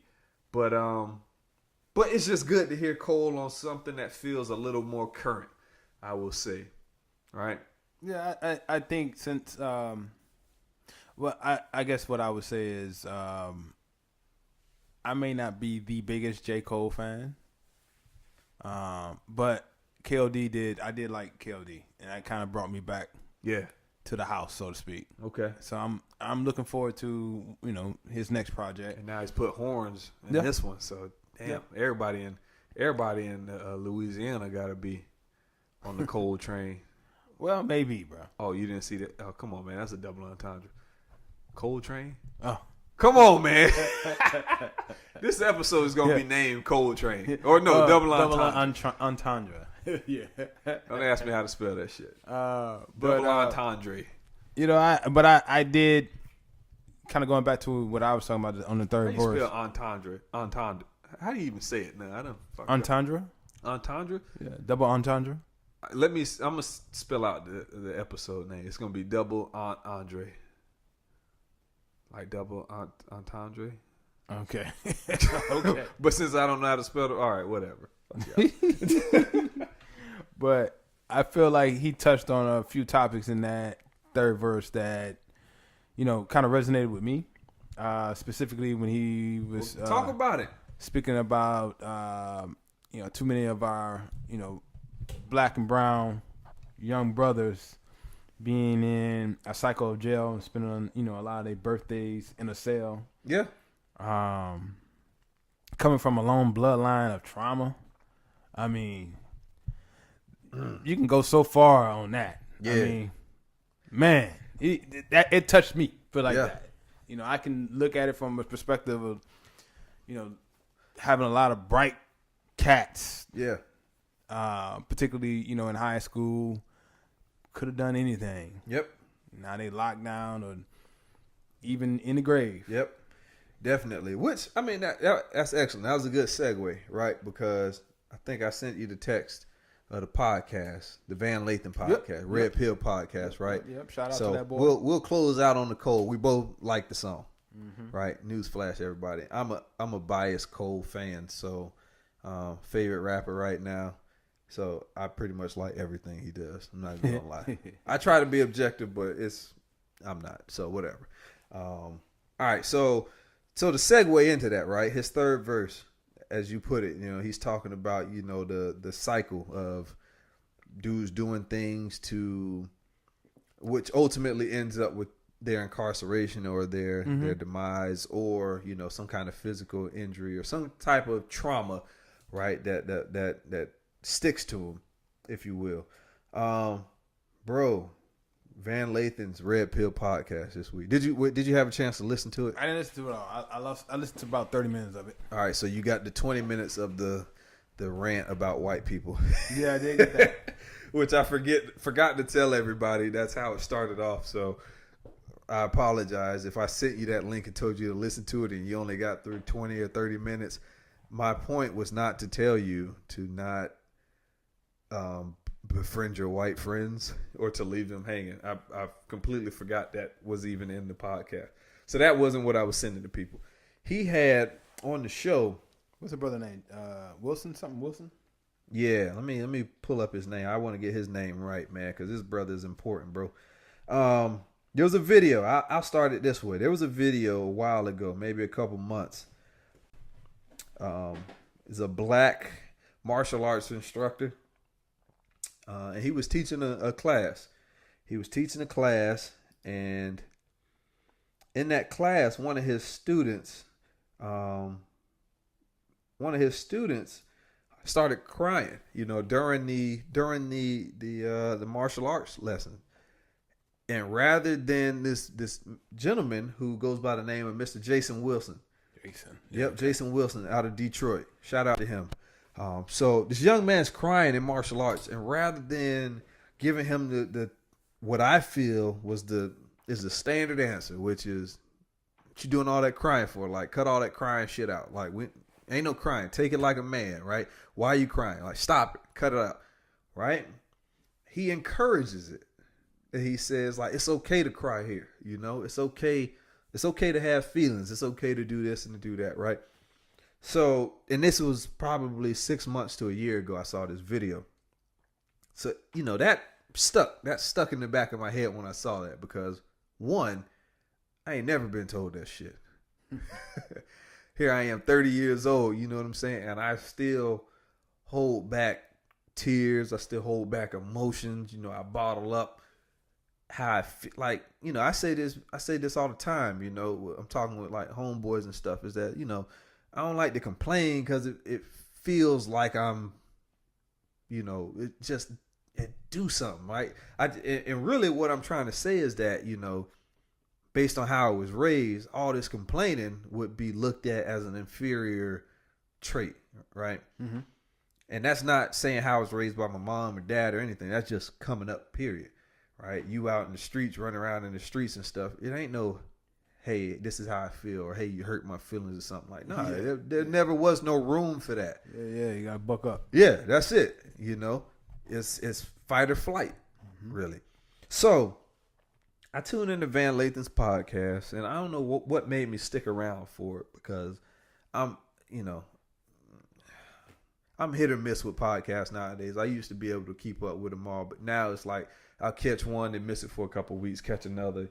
Van Lathan is one that I haven't listened to it in quite a while, actually. So I don't really know what directed me to it, man. It is the universe, but I'm listening to it, and this brother, Mr. Jason Wilson is saying things that are profound, but it's like as I'm growing as a man, it's like I'm seeing the importance of them, but I don't see the importance being reflected in society and people around us. You know what I'm saying? And that's from both men and women. I mean, what do you mean by that? Meaning things like, I wish I should have taken notes. I'm gonna listen to this again and take notes, bro, because he really was dropping gems. But just something as simple as, like, right now, it's a pretty popular phrase right now. You hear, I see it on Twitter every time I go on Twitter nowadays with toxic masculinity, right? Yeah. And he gave the analogy of a pit bull. And he said, a couple years ago, if you go back, let's say 10, 15 years ago, pit bulls were looked at as strictly fighting dogs, right? And they were looked at as fighting dogs because that was typically the only capacity in which they were utilized, right? So they got this bad rap for being these vicious, dangerous animals because that was the only way people were utilizing them. Mm-hmm. He said, but now, fast forward 10, 15 years, you got people adopting pit bulls and showing that they are loving and caring animals and that they're, extremely affectionate, extremely loyal, right? They're good with kids and all these other things. And it's like, so he used that analogy to debunk, if you will, the theory of toxic masculinity. He said, no, there's no such thing as toxic masculinity. What there is that there's a spectrum of masculinity, right? And unfortunately, we've been groomed to only exhibit one side of that spectrum. Okay. Yeah. Right? So what happens is that your whole life you've been taught that having feelings is a sign of weakness, right? Having emotions, being emotional is a sign of weakness. I think even 50 Cent, in his Get Rich or Die Trying, I hate that somehow we've come back to 50 Cent. But in that movie, Get Rich or Die Trying, what did he say? He said, man, you can't show no love out here. Love will get you killed. Right? And unfortunately, that's how a lot of us are being brought up, to where it's, you can't smile. I remember it wasn't until college, bro. I don't think I got a picture until college smiling. I'm in family pictures, family reunion pictures in the back, mugged up, bro. Because the group that I was hanging around, the group I was brought up with, it wasn't cool to smile. If you smiled, you was looked at as like lunch, But then I realized in college that, like, dog, what I'm frowning for? Like, this shit is beautiful. Like, life is great right now. Like, why do I have to pretend to be this tough guy or whatever? You know what I'm saying?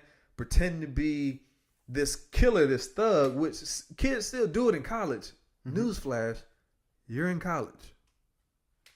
You're not the worst of the worst. You in college. If you are enrolled in college, you're not the worst of the worst. You know what I'm saying? You're not. Newsflash. I done been there. I done seen the worst of the worst. Right? I wasn't the worst of the worst. I've met the worst of the worst. You in college? I ain't meet nobody in college that stacked up nowhere close. Right? But it's like there was a point in time where I had to say, you know what? I'm a smile. And it was like, you see people try to get in the pool where they put like a foot in and it's like, oh no, man, that's kind of cold. That was how it was for me with smiling in pictures, bro. Because growing up, all I heard was take it like a man, cut all that crying out, stop this, stop that, Pause. That's a crazy pause, bro. That's a crazy pause. But all right, yeah. Is that an example of toxic masculinity? There's a woman that told me that, so I don't know, bro. That woman was very had a lot of toxic masculinity, I guess. But I was doing the pause on the take it like a man. Yeah, that's who told me that. You know what I'm saying? But so all that to say is that, you know, I'm listening to this podcast, and I'm listening to this man, and he's saying how, like, what that stems from is bottling up all of the trauma and all of, you know, to tie it back to, you know, J. Cole's last verse on that song, was he was saying that, you know, all of the trauma that we endure, you know, all of the, like you say, all of the friends that were killed, that, you know, we were in class with them one day, next day, and they get gunned down, you know, all of the times we were arrested, you know, all the times where we went without, you know, and to tie it to Ta-Nehisi Coates' book that you know, I just finished reading, I think a week or two ago or whatever. I'm reading his book, and even his book says that, you know, just walking down the street in some communities, it's like you can't, if you're too friendly, you get robbed, right? Basically what he said, I'm paraphrasing him, but you walking down the street and you being extra friendly, it's like you lunch, man. People they're gonna take whatever they want off of you, right? So you learn very quickly that, like, certain responses, you got to shut them down and meet them with equal or greater force, right? Mm-hmm. And unfortunately, that force is oftentimes in nature aggressive and or violent or whatever. What is that, Newton's law? Is that what that is? Yeah, one of them. We should know it, but yes, that's why I'm saying equal or opposite force. Is that what you're going for? Okay, yeah, and that's what it is, man. It's physics, if you will, right? It's physics. Man, we might have to change the podcast title to "If You Will," because I done said it about 40 times. But so I'm listening to Mr. James Wilson. I'm gonna say Mr. every time, man, because he's got my utmost respect. And he's saying all these things that, you know, I think that I've been feeling over the past years as I've kind of come into my own. If you, I'm not gonna say it this time. Yeah, I caught myself. If you will, as I come into my own, and I've kind of been developing that on my own, right? Personally, and even dealing with my nephew. I know I tell my nephew, like, look, man, it's cool. Like, you can smile, bro. It's okay. It's okay to tell your mom that, you know, she looks nice. It's okay to tell your sister, you know, that you love her and that how much you appreciate her. And it's like, man, you miss her, stuff like. It's okay to express those things. I make sure to tell my nephew I love him. You know what I'm saying? Every time before I leave or he leaves or whatever the case is, I love you, right? Because I don't never really heard that from a man growing up, and I don't know if, you know, possibly because the man that raised me, my stepdad, if that's how he was brought up, where you don't say stuff. I don't know that. I just think that's something new, because I when you said that, I was thinking about my pops. I think that's like a new occurrence for me and him. What's that? Like, I love you. Yeah. Like, it just, I can't remember. As a kid, and maybe it's because, you know, as a kid, I was, you know, more concerned with Madden and 2K and Halo and stuff, right? And I took for granted all the I love yous, but I don't remember getting too many of them, if any. But all that to say, you know, the podcast, they harped on that. And Mr. James Wilson basically said that the name of his establishment is the Cave of Adullam, I believe, and it's got a biblical context. Yeah, I knew it was something when I heard it. I was like, yeah, okay. Which was dope, because I'm listening to it like, where the hell did he come up with this name from, right? And he talks about it on that podcast, and it's basically like David and Goliath. I guess David was, I don't know, exiled or something. I don't know the story. I'm not gonna pretend like I know the story, but he paraphrasing, David was in a cave, and basically all these men would come out to the cave to train with David or whatever, but they would leave much better than they came, was in essence, you know. So by calling his dojo that, you know, it has a meaning to it, right? It's that these boys come in here battered and broken, right? And he used the term uninitiated in the podcast, which I like, bro. I liked it because I think there's a clear line, maybe not so clear, but there's definitely a line in your life where it's like you have that moment where it's like, holy shit, I'm a grown ass man. Like, we say it a lot, right? You could be 18 and say I'm a grown ass man, but you're still doing childish things, right? And maybe you're not, but there's like defined moment where it's, I really ain't, I'm a grown man. I'm a man at this point, you know? And when you have that moment, he would consider that to be initiated, right? It's when you've got people that rely on you. You got responsibilities. You got sacrifices that you have to make so that other people can continue to live and to prosper or whatever, right? And he said, until you're doing those things, you're uninitiated. He said one of the issues that plague men, period, is that the lack of examples of, men showing them how a real man should behave. True.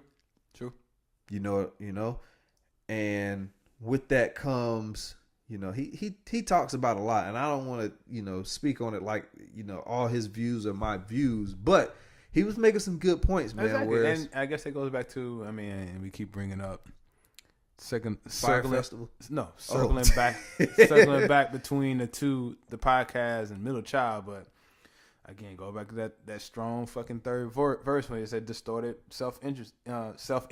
Yeah.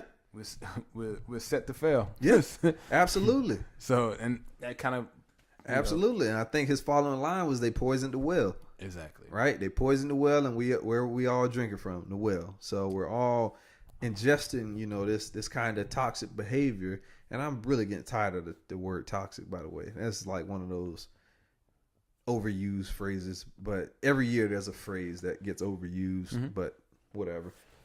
Excuse me. But he really touched on a lot of that, and it really kind of perked my interest.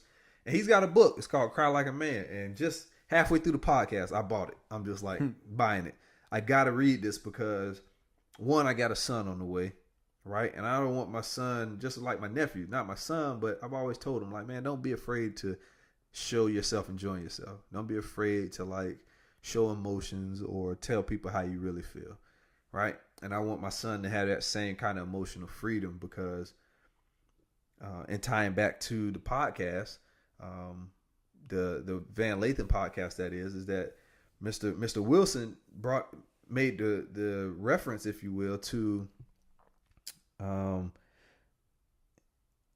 he didn't have a specific example, but an example of when things happen and when a man reacts incorrectly is because he has no experience in the emotional realm, right? So it's his entire life he's been taught to shield that, to tuck that away, yep. Right? And to shield it and protect it with this bravado, with this aggression, with this violence. So when faced with an emotional kind of stress, how do we react? With aggression, with violence, with, anger. Because that's how we've been groomed and raised our entire lives. And I know that, for me personally, and I open up a little bit. I know that's my initial reaction to things. But I've taught myself to kind of make that a secondary reaction at best. All right? Or at worst, secondary. With the violent reaction? Not just violent, but like aggressive. Aggressive? Gotcha.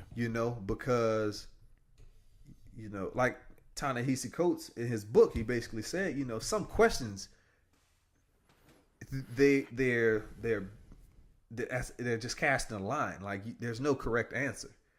It's just, for instance, if you out west and somebody asks you where you from, okay, right? Yeah. There ain't no good answer, right? Because if you're from the street that's known that, have the rival gang kind of activity, it's on site. It don't matter. It don't matter what you say. I think Ta-Nehisi Coates in his book references the question something like, oh, you the guy that's dating so-and-so, right? There ain't no right answer. It's like if you say, yeah, that's my girl, then they're going to take that as like, oh, so you just think you could, and then it's drama. Okay. Right? Ta-Nehisi Coates referred to it as, they could violate your body, is how he would kind of phrase it in the book. Or if you say like, nah, I don't know her, right? It would be like, oh, so you too good for her or something like that. But the end result is almost always you got to defend yourself. So to his point, Ta-Nehisi Coates, that is like certain situations we're groomed to like talking ain't gonna get you nowhere. You gotta either be faster than these boys or you gotta knuckle up. Yeah. And quite frankly, we tired of running. Talking only get you so far. Man. Yeah. Quite frankly, we tired of running. Unless you look up and you see 8 of them or something like that, I give you 9 times out of 10, dudes we just gonna have to square up, right? Square up. You might take a whooping, but hey, I live. Like they say in Friday, you live to fight another day, and that's what it is. But that's how we've been groomed, right? Not saying it's right or it's wrong, but that's how we've been groomed growing up. Wow. And I don't know, man. Just that podcast, just kind of it hit me, like it touched me. Pause. Since we doing that, it's all good. It's all. That was a joke. We good. We didn't say space. Bro. Yeah. All right. Cool. I see. I was just joking. Thought it was funny. I was like, that'd be funny. Yeah, but I advise. I recommend everybody listen to that podcast, especially if you have a son.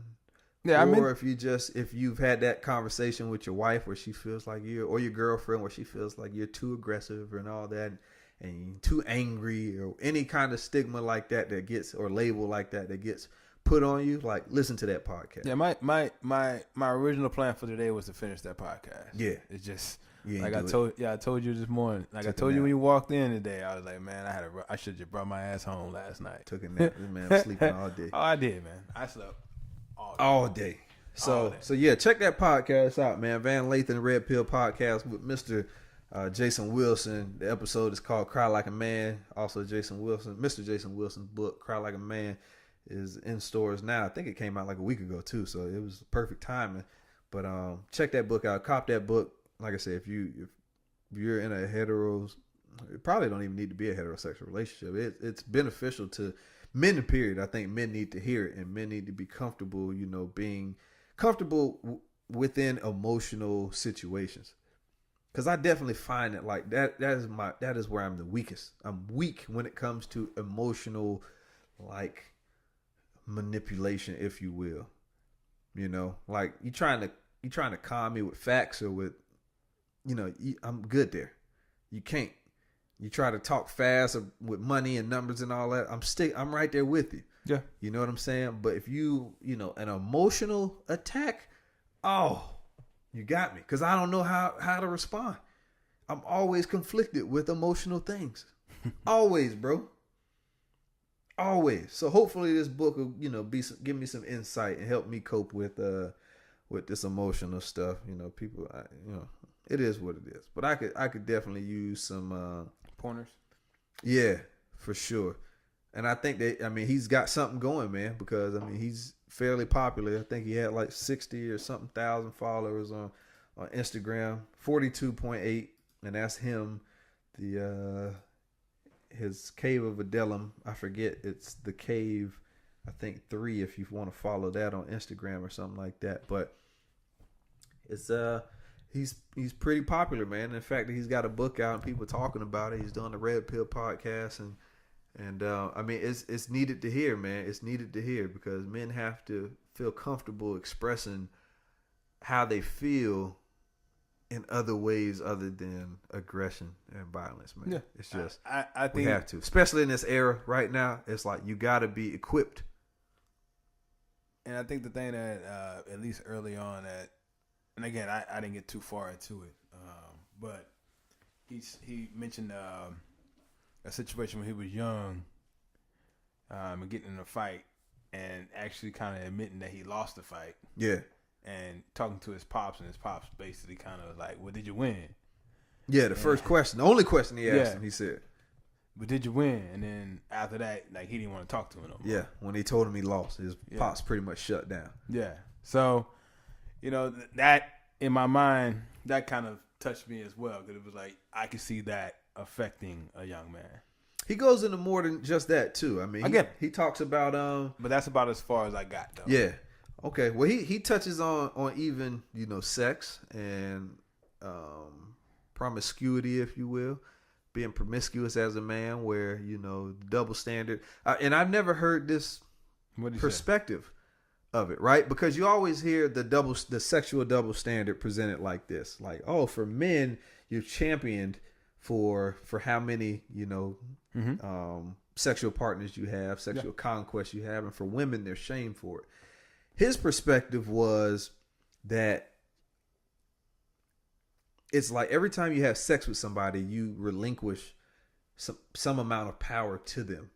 Right. And he gave the example. It's like, this is why you while you're in bed with one woman, you're having thoughts of another woman. Like you're torn, you're pulled in so many directions because you've given so much of yourself to so many people. Right. So he presented it almost like, or he presented it as, why can't men and it ties back in with Cole's verse, right? Why can't men have the same self-worth that women are being taught to have, right? So he's flipping that argument, because I often hear that argument, the original one that I said, where men have so many sexual partners. It's always, not always, but often from a woman saying like, well, if men can have that many, we can too, right? He's turning that on his head and saying, if women can have fewer sexual partners and take better care of themselves, why can't we? Which, me personally, this is all tying back to a bigger picture of things that I kind of see happening, which is, I believe everything in life is cyclical, right? Is whatever you think of anything, right? Whether it be day and night, whether it be the rain cycle, where at one point it's in the ground and it's in the sky and then it falls and back in the ground. Everything is cyclical, right? There are monarchies, there are patriarchies, right? And I feel like right now we are in a transitionary period where women are, dare I say it, they are occupying more power than men. Or it feels like they're not as in they have more power, right? But they are gaining more day by day, I feel like. And that's not me saying whether I think that's good or bad. I can feel the transition happening, right? With hell, I mean, it's evident, bro. It's evident. The Me Too movement, they taking down a bunch of guys, right? But we also in that this outrage period as well. And they may be related, right? But I'm just saying that even before this is probably years. This is probably 5 years in which I've been saying that, the tides are turning, and it's only getting more. It's only getting stronger in the women's argument, I feel, right? There haven't been many significant wins for men over the last couple of years, right? But women are making strides, whether it be in the workforce, right? With them being more educated, they get more degrees, they're more degreed than we are, at least here in America, right? They're occupying more careers, they're incarcerated at a lower rate. You get what I'm saying? They're working more. There are fewer at home, housewives, if you will, that stay at home kind of moms. And I'm all for all that, right? It's just interesting, that his argument is it's literally it's the opposite of what traditionally has been kind of the locker room talk, right? The locker room talk is always, how many do you got? Right? Dudes lose count, you know what I'm saying? But then you have a girl say she's got, 4 bodies or something like that, and it's dudes be ready. I can't wife her, man. She got 4? How old is she? 50. 50 with 4 bodies, and it's like, dude, oh man, she disqualified. You know what I'm saying? But it's good to hear that, because I mean that needs to be said. We need to value ourselves just as much as they value themselves. Why are we valuing ourselves less? But historically, we've always been the warriors. Historically, we've always been the ones to sacrifice, and maybe not always, but in the movie 300. In the movie 300. I mean, I didn't see not one woman on the battlefield in the first movie. Don't hit me with the sequel. In the first movie. Well, the one thing I was going to say, 300 was historically accurate. To circle back to the Fyre Festival, is the one thing The one thing I'll probably cut this back into that, but the one thing I found interesting about all the videos that you saw of the event goers, I don't think I've seen that one black woman. Nah. I haven't seen that one black person other than Ja Rule. I saw a couple black guys. Yeah. They were, high yellow guys, but they were black. But I didn't see not one black woman. And I was like, I think black women are the smartest. They might be on to something. Yes. Because, I mean, yeah, you can get a brother to do something like that if he thinks he's going to get something out of it. But sister's gonna be like, yeah, you gonna have me somewhere, but no power, no. First of all, in a tent, no, thank you, nah. And I was like, dude, I don't think most black chicks got a Caribbean friend, so they tell them like, oh, you sleeping outside in the Bahamas? Oh no. So I thought no. I meant to say that while we was on it earlier, but it slipped my mind. I just so happened when you started talking about women, I was like, you know what? Yeah, I didn't see no black women at the Fyre Festival. None. But all that to finish up this topic, unless you got something else you want to say on it, is that men definitely, we need to become better equipped to deal with emotional stress, and that's all it is, man. You got to have emotional stress, and you don't need to react to everything with aggression and violence and stuff, and sometimes just got to be able to open up and just let people know what it is and how you feel, rather than trying to, like, everything don't got to come down to fighting. I always thought that was weird. It was like, why are we fighting? Like, if you just ask that question before you fight, and if the answer is like, well, bro, you shot or killed somebody, then okay, all right, we got to fight.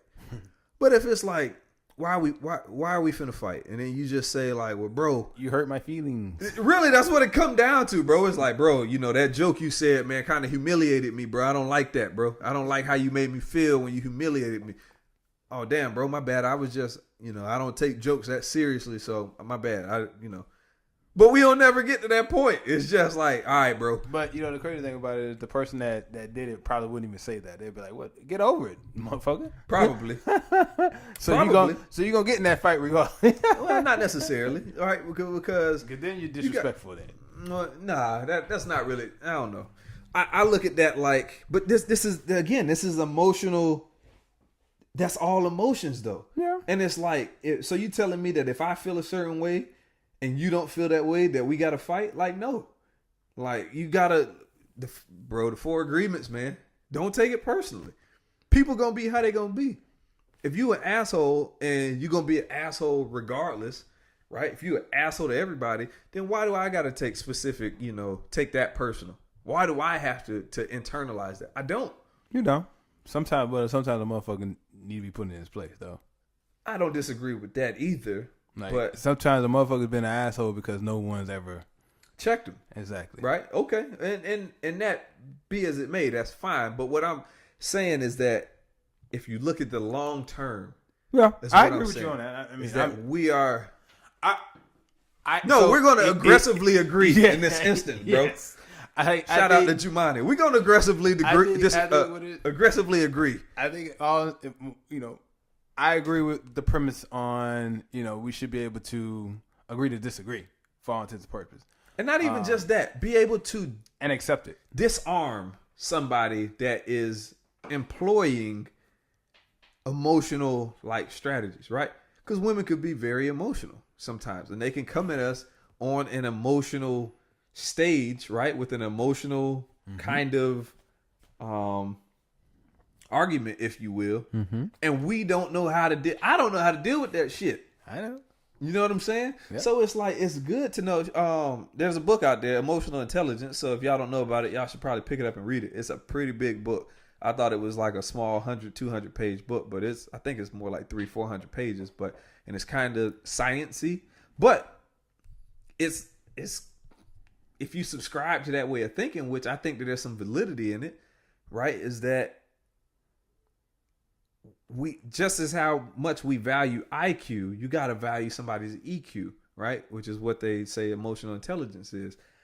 And I think that, that only benefits men to have that in our in our utility belt, if you will, next to the hammers and tape measures and things of that sort. Yeah.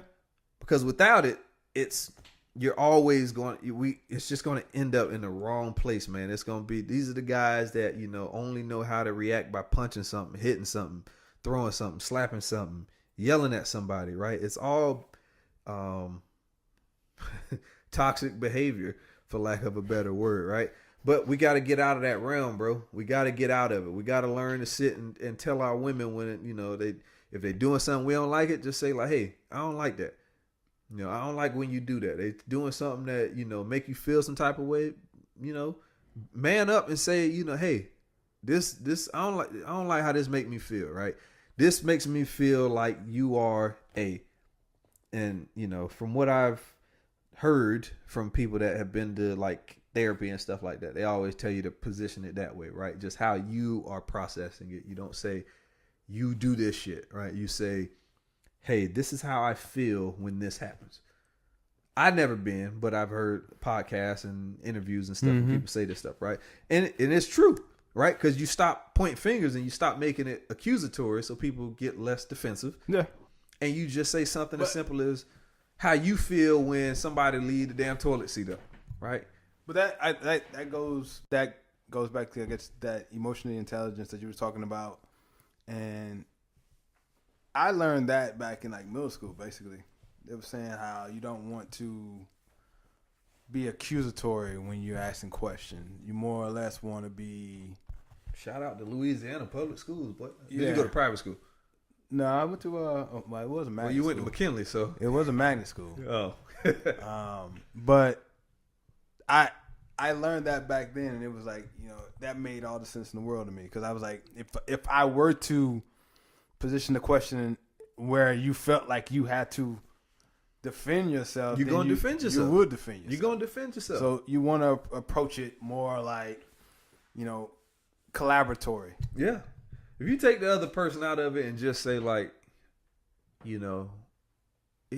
just give me an example. Just give me something that like, that you think would stir up an argument between like a boyfriend and girlfriend, husband, wife, or whatever.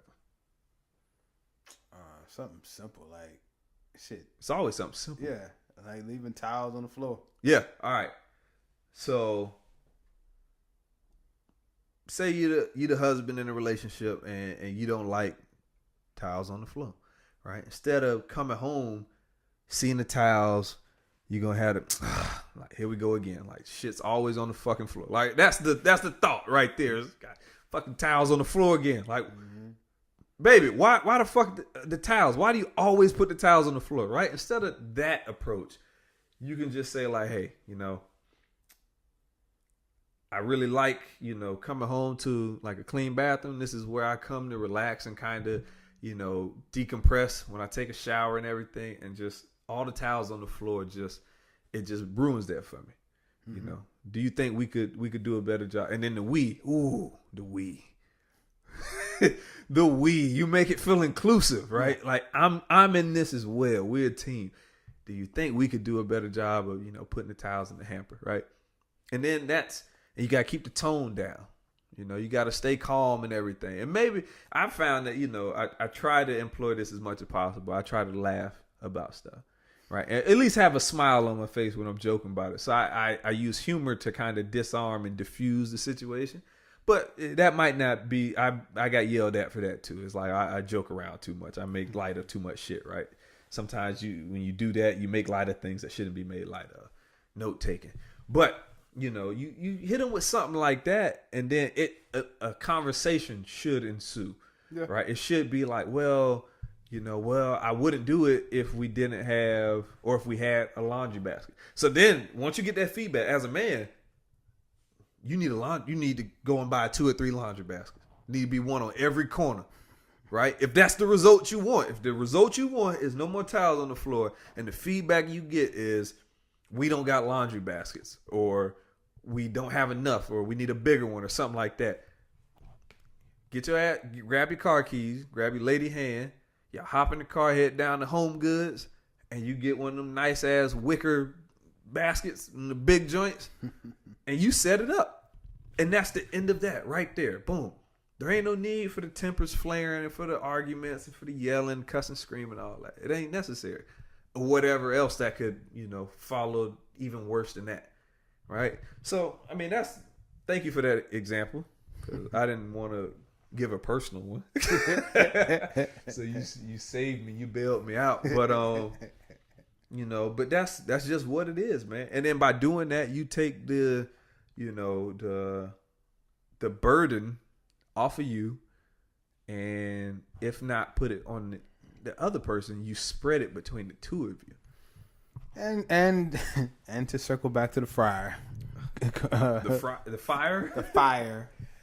You be making up words, bro. Yeah, come back to the Fyre Festival. You become a solutions-based team as opposed to a problem-based. That's right, man. You showed up to the pile of shit with a shovel instead of a bucket of shit. That's how it was explained to me at one of my nuclear plants, and I love that, and that sticks with me to this day. So no matter what team I work on, I always try to be one of the guys with a shovel. He said, we don't need more guys bringing shit to the hole we're trying to dig ourselves out of, right? Facts. You bringing a bucket full of dirt, or they use shit, right? You dumping more shit on the group, you gone, right? I need somebody that brings a shovel. Not to say you can't identify a pile of shit, right? You say, hey, there's some shit over there, but I think this will handle that, right? That's the shovel. As long as you got a shovel, we Gucci. And what I'm doing now, how I'm living my life, hey, I only want to associate with people with shovels. I'm saying, you got no shovels in your garage, don't hit my line. Straight up. And on that note, what else, man? Hold on. We got one more topic. I'm gonna let you lead this one. Right. I want your take on this one. Let me see if I can find it. The overarching topic was being a black man in corporate America. Black man in corporate America. And let me pull up the DM real quick and see what exactly they wanted us to discuss. Shout out to everybody submitting books to me and topics to talk about to me in my feel free to hit us up at our social media sites, IG and Twitter, HT squared pod. Feel free to email us. Literally HT, the word squared, pod. And feel free to email us at the letters HT the word squared pod at gmail.com. There you go. All right, so I was asked to discuss black men in the workforce, and then I asked, what specifically, and then they fired back with, do black men have to act white in order to climb the corporate ladder? Interesting. It is, and I feel like nobody is more qualified to answer this than two black men working for a Fortune 500 company. But all right, so what? How do you feel? Do you feel you have to act white in order to climb the corporate ladder? That's a mixed bag, because I think inevitably in any role that you go into, whether it's corporate America or just if you start a business, there's gonna be some assimilation.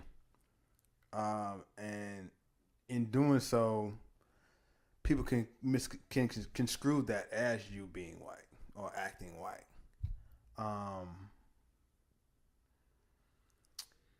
And in saying that, I don't necessarily believe you have to act white, but you're definitely gonna have to assimilate. Okay.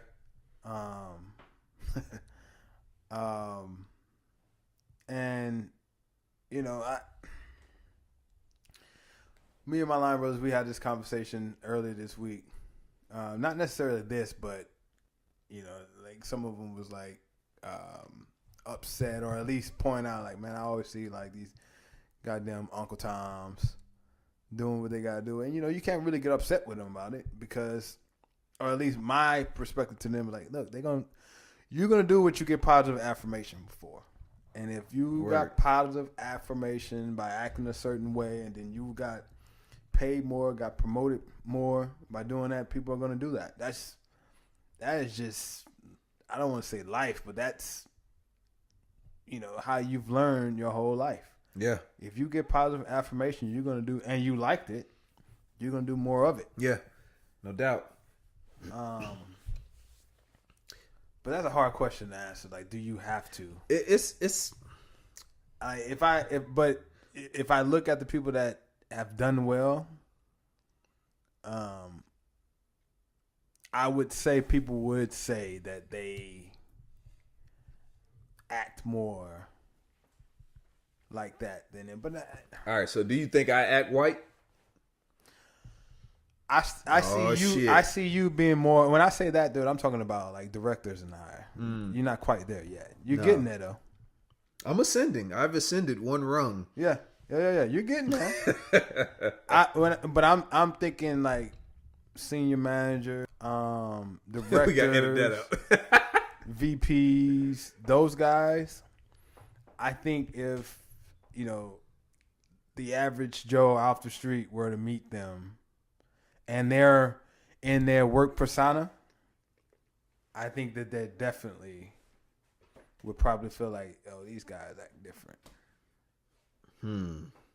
But then again, I just, I did specifically say a phrase in there, work persona. Mm-hmm. You got to act a certain way. Yeah, I heard you. Marriage. I heard you. So I agree with you. Let me start by saying that.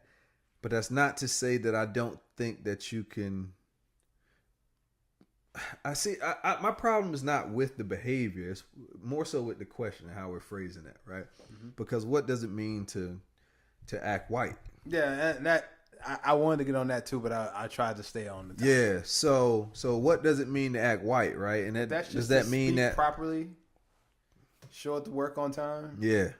Which there's no. See, that's the thing though. You can say I act white. Yeah. So I could get really deep with this, right? But in essence, everything is relative to something, right?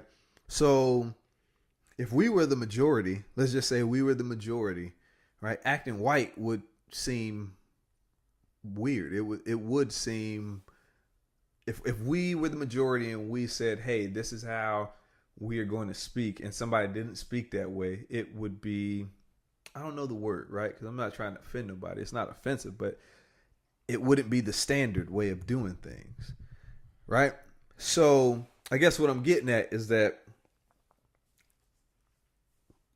there is no acting white. It's you can be black and articulate, right?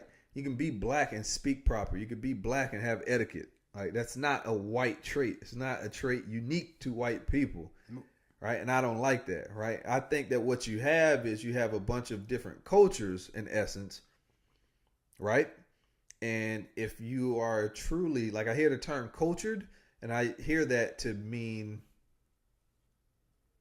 I hear it used synonymously with basically white, right? Upper class or something like that. Higher class, which in America is white. At least to me, that's how it's used to me. That's not my perception. Mm-hmm. That's how it's used. That's the connotation that it's used for me, or when I hear it being used. So to say that, no, I don't think you need to. I think you can be yourself, but I think that each company has a set of standards or a set of rules and guidelines that they operate under, right? Mm-hmm. And you best believe that you have to fall within those. Yep. Right? So if your company says, let's just say, the customer comes first and we value and respect the customer and we believe in diversity and inclusion.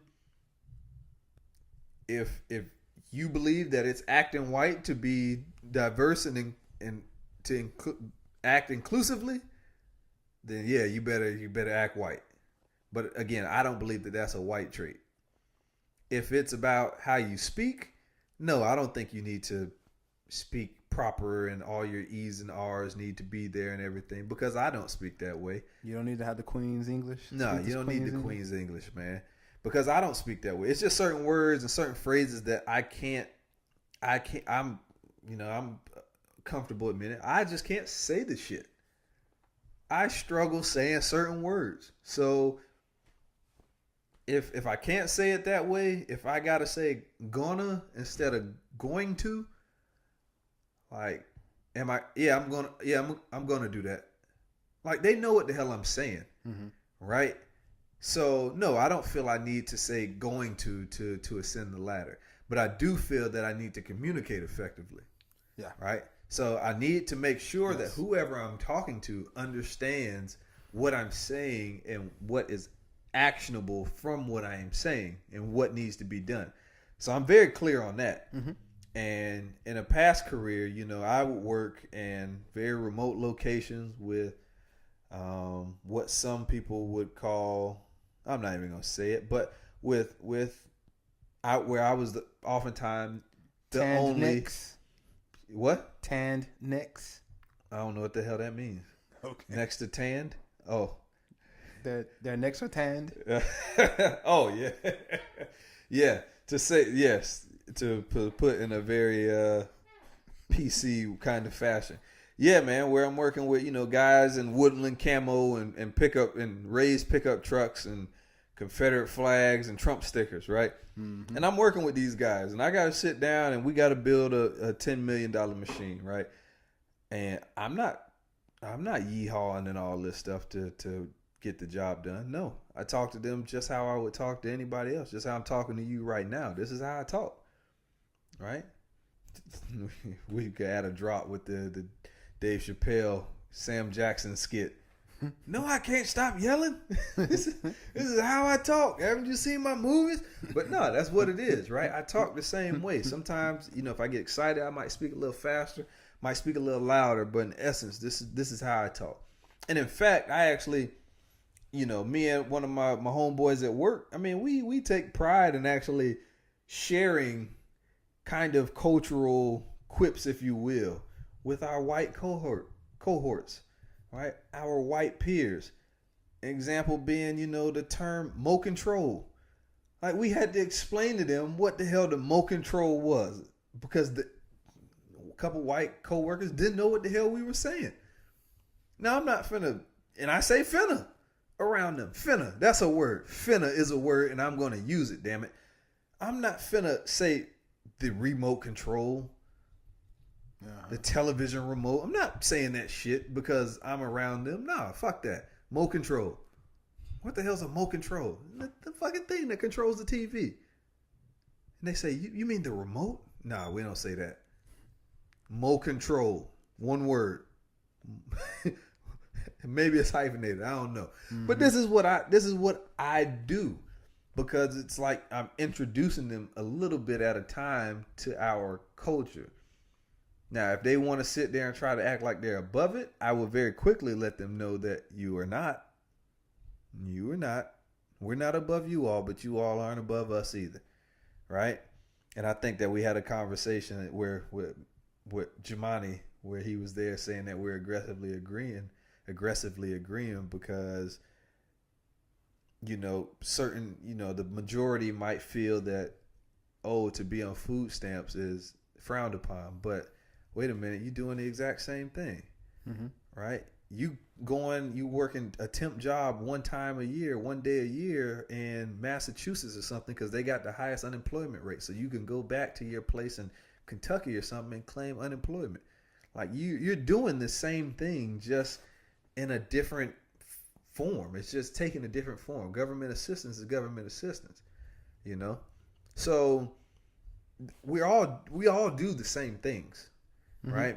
We all live the same lives. I would say that to get back to the original question, no, you don't need to act white, but you need to be able to not accumulate. You need to be able to communicate, right, and get results.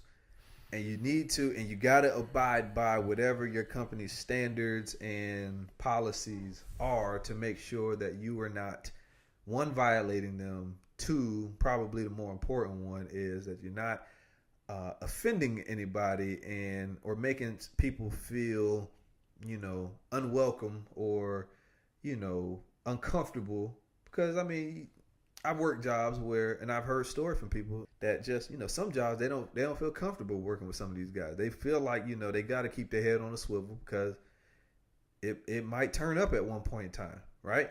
You don't never want nobody to feel that way in the workplace, man. Like, that ain't the place for it, So, all that to say, I've had relatively good success in my career, right? Recently promoted. I don't shy away.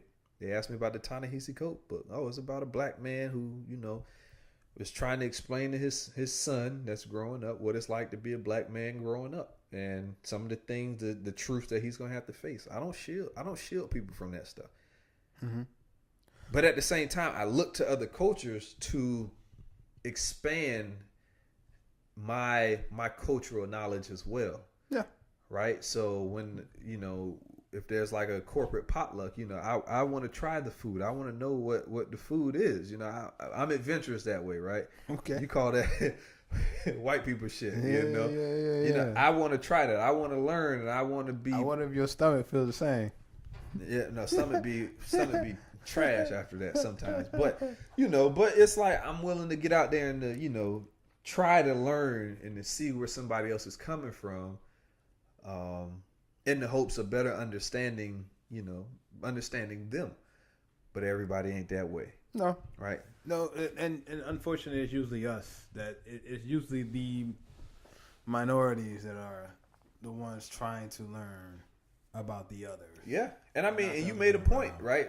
In the fact that assimilation is that, you have to assimilate to whatever the parent culture is. Yeah.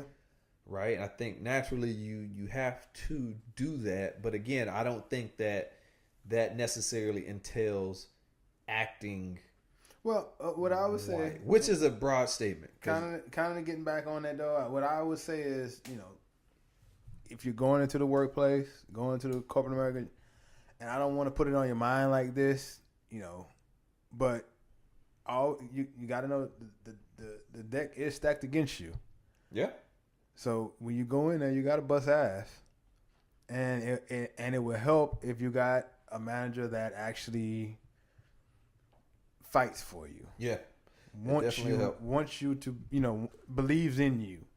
I think I just finally got with a manager that truly believes in me. Yeah. Before, it was just kind of, they were dealing with me. And in certain respects, I felt like they were intimidated by me. Mm. And it had nothing to do with how I treated them, probably just more, I walked in the door with all the degrees that both of them probably should have had. Yep. And I think that intimidated them. And that speaks more, so this is emotional intelligence here, mm-hmm. right? Man, I like how we tie because we didn't tie all of them together in pre-production. This was all just, this is all just happening. But that's emotional intelligence, right? To where as a manager, if you're intimidated by all these things, right, you need to be aware of that because that could cloud your judgment and that can cloud how you're behaving and how you're treating somebody, mm-hmm. right? So I would say, just to end this is that, I don't think you need to act white. I think you need to be yourself, but you do need to make sure that your actions and behaviors aren't too far outside the line. Outside the lines of what your company deems, acceptable norms. Behavior. Yeah. Right. And with that, if you ever find yourself in a position to where you are leading people, right? You think back to, this very question is like, do I have to behave a certain way or behave like somebody or like this group of people, right? Mm-hmm. And make sure that you are exhibiting behavior, right? That you are being the change you want to see. So if you don't feel like people should have to basically assume another identity, right? If you don't think that that's right, then as a manager, as a leader or something, you need to make sure that your people are perfectly comfortable being themselves. And that's not to say you don't set boundaries, right? Because you could definitely say, because again, working at the power plant, you hear some of the jokes and all this shit. It's the wild, wild west out there sometimes, right? And I've had instances where, you have a guy who is Muslim on site and people feel comfortable coming to you making comments about this person being Muslim, right? You got to shut that shit down. right? And I've had to do that where they come over and it's just, well, this guy with this and that. And it's no. Hey, I don't know what made you think that you were cool. It was cool for you to come over here and say that to me, but that's not how we do this. We all on the same team, and if you don't like it, you pack your tools and you go, right? But as long as he's here, you're gonna respect him or her, right? And we all gonna work together as a team and get this job done. Because again, you know, this was my past job. We lifting heavy, 500,000 pound lifts and stuff like that. I need to know that if something goes wrong, you gonna help this brother out or the sister out, and not you gonna bite your tongue because they're Muslim or because they're black or because they this. So I got zero tolerance for that. People come to me with the jokes and all that. No. Yeah, and I'm not cool with that. So they might think I'm a square, but it is what it is, right? Because I've been that guy, the only black guy or the only minority, the only black guy in an honors class, right? And everybody, you know, there's clearly a separation, right? A line of discomfort, and not from me either, from them. Mm-hmm. They're uncomfortable with me. Yeah. Where it's like, why are you uncomfortable with me when it's 30 of y'all in here and only one of me? You know what I'm saying? So I know what that feels like. So I purposely try to do everything I can to make every person feel welcome and that they can be themselves, unless you're a piece of shit. If you're a piece of shit, I will shut it down in a heartbeat and just let you know that, like, I'm not going to tell you how to behave, but I would tell you that, like, yeah, you know, jokes like that, like, nah, that's not cool. That's not going to fly. We can't have that no more. You know, you can do that outside, you know, and then it's not my problem to deal with. But here, no go, right? And that's not being white. That's just being respectful and knowing, you know, give everybody a fair shake. Let's be respectful to everybody. Let's look out for everybody. Boom. If you can't do that, get the fuck off my job. Straight like that, man. And that's probably how some of these companies feel. Is that straight like that? Yeah, man. So, nah, man, be yourselves. Be yourselves. Don't act white. Be yourselves. And then, you know, on the flip side of that, black people, you know, don't look down at black people that might speak properly. Like, that shouldn't be a thing. Yeah. They shouldn't be the guy that acts white. I'm pretty sure growing up, speaking the same language. Yeah, I'm pretty sure, you know, growing up, I was looked at as kind of like the white black guy, you know, but people don't even think I'm from Louisiana. When I tell them I'm from Louisiana, you don't sound like it. Even people from Baton Rouge. Yeah, they're like, where you crazy. from? Like, come on. Where you from? I'm from Gardere. You been there your whole life? Gardere where? Yes. Yeah, they're gonna be like, not Baton Rouge, Gardere. Yeah. Baton Rouge. Yeah, we got to stop doing that, man. We got to, you know, champion the people that are getting out, because it really is work. Like, when I tell you, like, I get made fun of at work, or I not made fun of, but like, I mean, they crack little jokes or whatever, because I would literally be sitting there reading the dictionary. I used to take like 5-10 minutes a day, right, out of my day, and just sit and read the dictionary. And it's like, why are you doing that? And it's because I got to know the lingo, bro. Like, I have to know what you guys are putting in these emails. And I'm not going to learn this by, you know, hanging around with my partners in them, because they don't speak like this. So it's only one way for me to advance my knowledge, you know, of my vocabulary. I almost said it again. My vocabulary. Right? And if this is how I got to do it, I still get dictionary.com word of the day updates every morning. They send me an email, word of the day. You know what I'm saying? But this is what I do so that I can communicate and get, you know, the results that I need to get done at the job. And if they're going to make fun of me for it, then okay, cool. Okay, cool. But I know what incredulous means. Shout out to Kevin. I'm lying. I don't know what it means, but I remember the word. Incredulous. Yeah. You know, but it's like, this is the things you got to do. And if you want to make it to that next level, you know, you got to put aside what people think and just identify a gap. There's a gap here, right? There's a gap in communication. I'm not communicating effectively, or I don't understand what's being communicated to me and I'm dropping the ball. And you got to act on it sometimes. And sometimes, you know, that means, hey, I need to learn what the hell these words mean. So learn what they mean. You're not white. You still black. You still, Caribbean. You still whatever, But that's just you growing and taking on, a challenge, and so that you can develop and grow as a person. It's not acting white. It's not acting white to know words and know how to articulate them. It's ludicrous. White people can't claim everything good, by the way. No. And they got to stop thinking that white is like the presence of all colors, because it's not. It's actually the absence of all colors, and black is the presence of all colors. So we need to change the black needs a PR. He's a PR team. Nobody's controlling the narrative out here, man. They need them a fuck Jerry media team. Nah, fuck Jerry. We're not using him. we see what kind of work he does. I mean, it went viral. But so that's it, man. That's all we got. That's what we had tonight, baby.